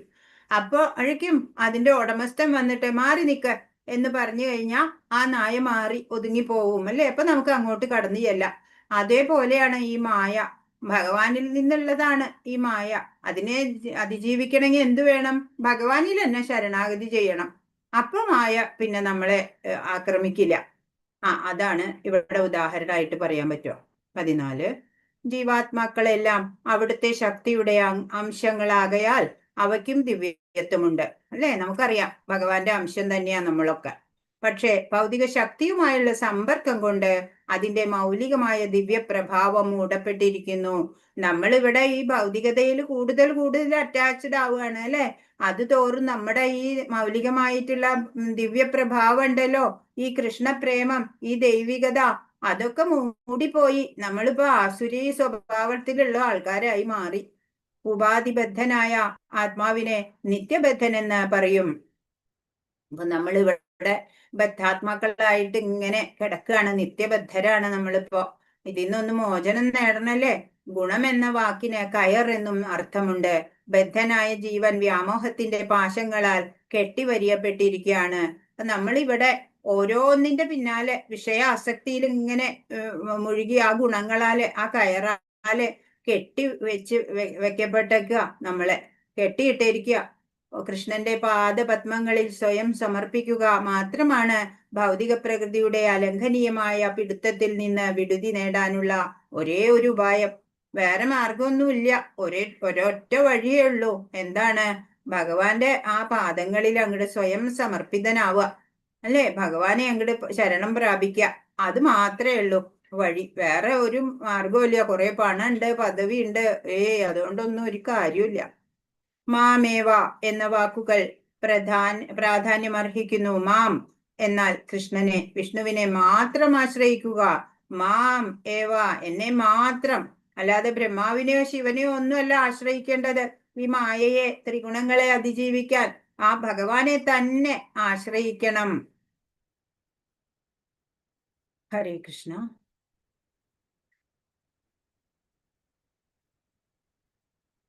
15 നമാം ദുഷ്കൃതിനോ മൂഢ പ്രപദ്യന്തേ നരാധമാ മായയാ ബഹൃതജ്ഞാന ആസുരം ഭാവമാശ്രിത. ദുഷ്കൃതരായ മൂഢന്മാരും മനുഷ്യാധമന്മാരും മായയാൽ അപഹരിക്കപ്പെട്ട ജ്ഞാനത്തോടു കൂടിയവരും നിരീശ്വരരുമായ അസുരന്മാർ എന്നെ ശരണം പ്രാപിക്കുന്നില്ല. 4 കൂട്ടര് ഭഗവാനെ ഒരിക്കലും ശരണം പ്രാപിക്കില്ല. ആരാണതൊക്കെ? ദുഷ്കൃതികളായിട്ടുള്ളവര് അല്ലെ. മൂഢന്മാരാ, അവര് ബുദ്ധിയില്ല. പിന്നെ മനുഷ്യ അധമന്മാരുണ്ട്, അധമ പ്രവൃത്തികളൊക്കെ ചെയ്തിട്ട് ഇങ്ങനെ നടന്നോളും. മായയാൽ അപഹരിക്കപ്പെട്ട ജ്ഞാനത്തോടു കൂടിയവര്, അവരുടെ ജ്ഞാനമൊക്കെ ഉണ്ടല്ലോ, ഒക്കെ ഇങ്ങനെ മൂടിയിരിക്കുക മായയോണ്ട്. അവർക്കും ഭഗവാനെ അറിയില്ല. നിരീശ്വരര് ഒരു കൂട്ടരുണ്ട്, അങ്ങനെയുള്ള ആസുരിക ആളുകള്. അവര് 4 ടൈപ്പ് ആൾക്കാര് എന്നെ ശരണം പ്രാപിക്കുന്നില്ല എന്ന് ഭഗവാൻ പറയാണ്. ത്രിഗുണങ്ങളുടെ പ്രഭാവത്താല് അല്ലെ, ഭഗവാന്റെ ആ ശരിയായ ആ രൂപം, യഥാർത്ഥം ആ രൂപം അറിയണില്ല. ഭഗവാന്റെ ദിവ്യ ശക്തിയെ മറികടക്കാനൊന്നും അവർക്ക് എളുപ്പമാവണില്ല അല്ലെ. മായയാല് ഭഗവാനെ കുറിച്ചുള്ള ആ നമ്മുടെ ഉള്ളിലുള്ള ദിവ്യത്വം എല്ലാം മറയ്ക്കപ്പെട്ടിരിക്കുകയാണ്. ഭഗവ ചരണാശ്രയം കൊണ്ട് മാത്രം ഇത് സാധ്യമാണെങ്കിൽ ബുദ്ധിശാലികളും പ്രവൃത്തി നിരതരുമായവർക്ക് എന്തുകൊണ്ട് ലളിതമായ ഈ ഉപായം സ്വീകരിച്ചുകൂടാ? അപ്പൊ മായയെ അതിജീവിക്കുക, ത്രിഗുണങ്ങളെ അതിജീവിക്കാൻ എന്തേ വേണ്ടു എന്ന് പറഞ്ഞു? ഭഗവാനെ ആശ്രയിക്കുന്നത് കൊണ്ട് പറ്റും എന്ന് പറഞ്ഞു. എന്നാ പിന്നെ എന്താ ഇത് ഇത് ചെയ്തുകൂടെ എല്ലാവർക്കും എന്നാണെങ്കില് ഭഗവത്ഗീത ഈ ചോദ്യത്തിന് സ്പഷ്ടമായ ഉത്തരം നൽകുന്നു. ബ്രഹ്മാവ്, ശിവൻ, കപിലൻ, കുമാരന്മാർ, മനു, വ്യാസൻ, ദേവലൻ, അസിതൻ, ജനകൻ, പ്രഹ്ലാദൻ, ബലി എന്നിവരും പിൽക്കാലത്ത് മധ്വാചാര്യർ, രാമാനുജാചാര്യർ, ശ്രീ ചൈതന്യ മഹാപ്രഭു എന്നിവർ ഭഗവാന്റെ പാദങ്ങളിൽ ശരണം തേടിയവരാണ് മഹാത്മാക്കൾ എല്ലാവരും ഭഗവാനിൽ ശരണാഗതി ചെയ്തവര് മാത്രാണ്. തത്വചിന്തകരോ ശാസ്ത്രജ്ഞരോ വിദ്യാവിചക്ഷണരോ ഭഗവാന്റെ മാർഗത്തെയോ പദ്ധതിയെയോ സ്വീകരിക്കാറില്ല. അവർക്ക് ദൈവത്തെക്കുറിച്ച് യാതൊരു അറിവുമില്ല. തന്നേക്കാൾ ഉന്നതനായ പ്രാമാണികൻ ഇല്ലെന്നും താനാണ് പരമസത്യമെന്നും ഭഗവത്ഗീതയിലൂടെ ഭഗവാൻ വ്യക്തമാക്കുന്നുണ്ട്. ഭഗവാൻ നമുക്ക് പറഞ്ഞു തന്നാലേ നമുക്ക് അറിയുള്ളൂ, അല്ലേ? അത് അല്ലെങ്കിൽ നമ്മൾ അജ്ഞതയിൽ ഇങ്ങനെ കിടക്കും. അപ്പൊ ഭഗവാൻ പറഞ്ഞു തരികയാണ്, ഭഗവാനാണ് സുപ്രീം, അല്ലേ? ഭഗവാനാണ് എല്ലാത്തിന്റെയും നിയന്താവ്, പരമസത്യം എന്ന്. കുട്ടികളിൽ നിലീനമായ ദിവ്യ അവബോധത്തെ ഉണർത്തിയെടുക്കേണ്ട കടമ രക്ഷിതാക്കൾക്കുണ്ട്, അല്ലെ? ഒരു കുട്ടികളെ ഭഗവതോന്മുഖമാക്കണം. അവരാണ് ശരിയായ മാതാപിതാക്കള്. അതുപോലെ ഒരു ശിഷ്യനെ ഭഗവതോന്മുഖമാക്കാത്ത ഗുരു അല്ല, അല്ലെ? അമ്മയുടെ ഗർഭത്തിൽ ഇരിക്കെ ഏറ്റവും ക്ലേശകരമായ ഒരവസ്ഥയാണിത്. കുട്ടി തരണം ചെയ്തു. അവിടെ നിന്ന് മോചിപ്പിക്കണമെന്നും പുറത്ത് വന്നു കിട്ടിയാൽ സേവനത്തിൽ തന്നെ നാൾ കഴിച്ചു കൊള്ളാമെന്നും ഈശ്വരനോട് പ്രാർത്ഥിക്കുന്നുണ്ട്. ഓരോ കുട്ടിയും ഗർഭസ്ഥ അവസ്ഥയിലുള്ളപ്പോ ഭഗവാനോട് ഇനി പ്രാർത്ഥിക്കും, എനിക്ക് ഇനി ഒരിക്കലും ഈ അവസ്ഥ വരാതിരിക്കാൻ എന്നെ രക്ഷിക്കണം. ഞാൻ ഭഗവത് സേവനത്തിൽ മുഴുകിക്കോളാം. പുറത്തു വന്നാല് പുറത്തു വരണതേ കാണുള്ളൂ, മായ പിടികൂടി. പിന്നെ എല്ലാം മറന്നു, ഭഗവാൻ കൊടുത്ത പ്രോമിസൊക്കെ മറന്നു. പിന്നെ വീണ്ടും ഈ ഭൗതികതയില് കരച്ചിലായി, പിഴിച്ചിലായി, ചിരിയായി, എല്ലാമായി. അങ്ങനെ ശുദ്ധമൂഢന്മാര്, നരാധമന്മാര്, മായാമോഹിതരായ ഊഹാപോഹികള്, തികഞ്ഞ നിരീശ്വരവാദികള് എന്നിവർ ശാസ്ത്രാനുസൃതവും ആധികാരികങ്ങളുമായ ഉപദേശങ്ങൾ നൽകിയാലും ഒരിക്കലും പരമപുരുഷന്റെ പാദകമലങ്ങളിൽ അഭയം പ്രാപിക്കുകയില്ല. ഈ 4 കൂട്ടർക്കുണ്ടല്ലോ, എത്ര ശാസ്ത്രജ്ഞാനം പകർന്നു കൊടുക്കാൻ ശ്രമിച്ചാലും ഒരു കാര്യമില്ല. അവര് ഭഗവാനെ പ്രാപിക്കാൻ ഒരിക്കലും കൂട്ടാക്കില്ല. ഹരേ കൃഷ്ണ. നമുക്ക് 15 നിർത്താം, അല്ലേ? ഭഗവാനെ ശരണം പ്രാപിക്കാത്തവരെ പറഞ്ഞു, അല്ലെ? മൂഢൻ എന്ന് പറഞ്ഞ കഴുതകളൊക്കെ അങ്ങനെയല്ലേ? ഈ കുറെ ലോഡ് എടുക്കും പുല്ല് കിട്ടാൻ വേണ്ടിയിട്ടാ. ആ ലോഡ് എടുത്ത് പണിയെടുത്തില്ലെങ്കിലും പുല്ല് കിട്ടും എന്നറിഞ്ഞൂടാ. നരാധമന്മാര്, ധർമ്മശാസ്ത്ര വിരുദ്ധമായിട്ടൊക്കെ പ്രവർത്തിക്കുന്നവര്, ഭൗതിക ലോകത്ത് വിദ്യാസമ്പന്നര് എന്ന് പറഞ്ഞ് ജ്ഞാനി എന്നൊക്കെ നടിച്ചിട്ട് നടക്കും, അല്ലെ? ഈഗോ ആണ് അവർക്ക്. ഭഗവാനെ അറിയാൻ ശ്രമിക്കില്ല. ആത്മാവ്, പരമാത്മാവ് എന്താണ് ഒന്നും അറിയില്ല. ഭഗവാനെ അംഗീകരിക്കില്ല, അല്ലെ? ഇപ്പൊ രാവണൻ, ഭഗവാനിൽ വിശ്വാസം ഉണ്ടാവണം എന്നുണ്ടെങ്കിൽ എന്ത് വേണം? ഭഗവാനെ കുറിച്ച് അറിഞ്ഞവർക്കേ ഉണ്ടാവുള്ളൂ വിശ്വാസം, അല്ലെ? ഇപ്പോ ഗുരു വേണം, അല്ലെങ്കിൽ ശാസ്ത്രം, ഭഗവത്ഗീത ഒക്കെ ശാസ്ത്രജ്ഞാനം നമുക്ക് തരികയാണ്, അല്ലെ? ഇപ്പോ ഭഗവാൻ സർവവ്യാപിയാണ്. ഭഗവാനിൽ നിന്നാണ് ഈ പ്രപഞ്ചമെല്ലാം ഉണ്ടായത്. ഭഗവാനേക്കാൾ പരമമായിട്ടൊരു സത്യം വേറെയില്ല, അല്ലേ? ഈ നമ്മുടെയൊക്കെ ജീവൻ ഭഗവത് ശക്തിയാണ്. അങ്ങനെ നമ്മൾ ഈ നമ്മുടെ ചുറ്റും കാണുന്ന ഓരോന്നിലും ആ ഭഗവാന്റെ ശക്തി ദർശിക്കണം. ഭഗവാനെ പരമ ദിവ്യോത്തമ പുരുഷനായിട്ട് അംഗീകരിക്കണം. എന്നാൽ മാത്രമാണ് നമുക്ക് അഭിവൃദ്ധി ഉണ്ടാവുള്ളൂ. ഹരേ കൃഷ്ണ കൃഷ്ണ കൃഷ്ണ ഹരേ ഹരേ, ഹരേ രാമ രാമ രാമ ഹരേ ഹരേ. വാഞ്ചാകൽപതരുഭ്യശ്ച കൃപാ സിന്ധുഭ്യേവ ച പതിതാനാം പാവനേഭ്യോ വൈഷ്ണവേഭ്യോ നമോ നമഃ. അനന്തകോടി വൈഷ്ണവ വൃന്ദ കി ജയ്, ശ്രീല പ്രഭുപാദ് കി ജയ്, ഗുരു മഹാരാജ് കി ജയ്. ഹരേ കൃഷ്ണ. ഇന്ന് പറഞ്ഞതിൽ എന്തെങ്കിലും സംശയം ഉണ്ടെങ്കിൽ ചോദിക്കൂ.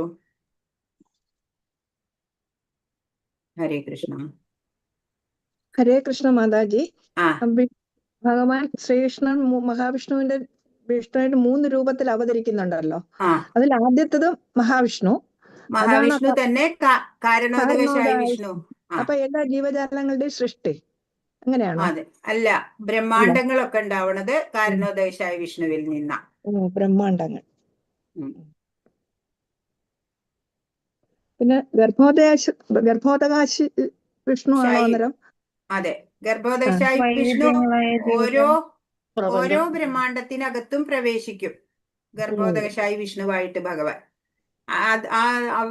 അവിടുന്ന് എന്നുള്ള നാഭിയിൽ നിന്നാണ് ബ്രഹ്മാവ് ഉണ്ടാവുന്നത്. പിന്നെയാണ് ബ്രഹ്മാവ് സൃഷ്ടി നടത്തുന്നത്.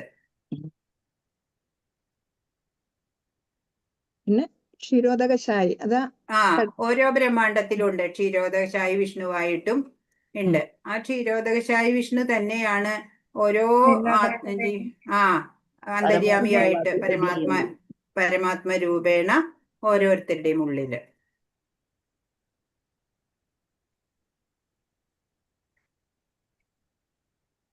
ചോദ്യോത്തരങ്ങൾ ഇന്ന് നോക്കുന്നുണ്ടോ? നോക്കാം മാതാജി, 4 ഉള്ളു, നോക്കാം.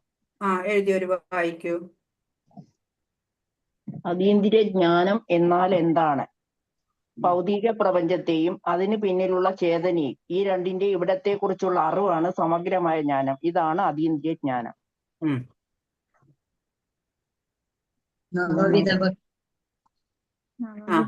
നവവിധ ഭക്തി ഏതല്ല? ശ്രവണം, കീർത്തനം, സ്മരണം, പാദസേവനം, അർച്ചനം, വന്ദനം, ദാസ്യം, സഖ്യം, ആത്മനിവേദനം. അതെ. 3 വിഷ്ണുമൂർത്തികൾ ആരല്ല? കാരണോദകശായി വിഷ്ണു, ഗർഭോദകശായി വിഷ്ണു, ക്ഷീരോദകശായി വിഷ്ണു. അതെ. ഭഗവാനിലെല്ലാം ഇണക്കി കോർക്കപ്പെട്ടിരിക്കുന്നു.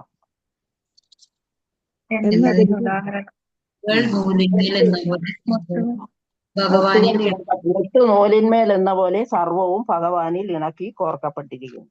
അതെ. അത്രേ ഉള്ളു മതി. അതേ ഉള്ളു. വേറെന്തെങ്കിലും ഉണ്ടോ ചോദിക്കാൻ? കൃഷ്ണ, ഇന്ന് 4:30 സത്സംഗം ഉണ്ട് അല്ലേ ധന്യമാതാജി? ഹരേ കൃഷ്ണ മാതാജി. ഇന്ന് 4:30 സത്സംഗം മാതാജി ഒന്നും ഇട്ടിട്ടില്ല. ഒന്നും ഇട്ടിട്ടില്ല, ലിങ്ക് ഒന്നും ഇട്ടിട്ടില്ല ഇല്ലേ? മാതാജി. അതെ, കഴിഞ്ഞ പ്രാവശ്യം എന്ന് പറഞ്ഞ ഏകാദശി പാരായണമുള്ള കാരണം ഉണ്ടാവാത്തത്. പാരായണമായതുകൊണ്ടാണ്. അതെ അതെ. ഇങ്ങനെ എന്ത് മണിഭൂഷിതം ഗ്രൂപ്പിൽ ഇട്ടിട്ടുണ്ട് മാതാജി. ഇട്ടിട്ടുണ്ട് അല്ലേ? എല്ലാവരും 4:30 സത്സംഗത്തിൽ പങ്കെടുത്തോളൂ കേട്ടോ. ഹരേ കൃഷ്ണ. വേറെന്തെങ്കിലും? അപ്പൊ നാളെ പരീക്ഷ. കുറച്ച് നേരത്തെ കയറുമോ നാളെ? 11 മണിക്ക്. എല്ലാവരും 11:15 കയറാമോ? നമുക്ക് ക്ലാസ് കളയണ്ട വിചാരിച്ചിട്ടാ. മാതാജി. ക്ലാസ് കളയണ്ട.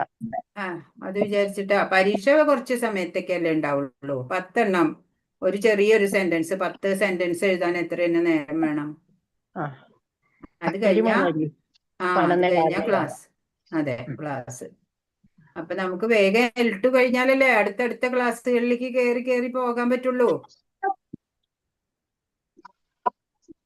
അപ്പൊ നാളെ കാണാം. എല്ലാവർക്കും ഓൾ ദ ബെസ്റ്റ്. എല്ലാവർക്കും പ്രണാമം. ഹരേ കൃഷ്ണ.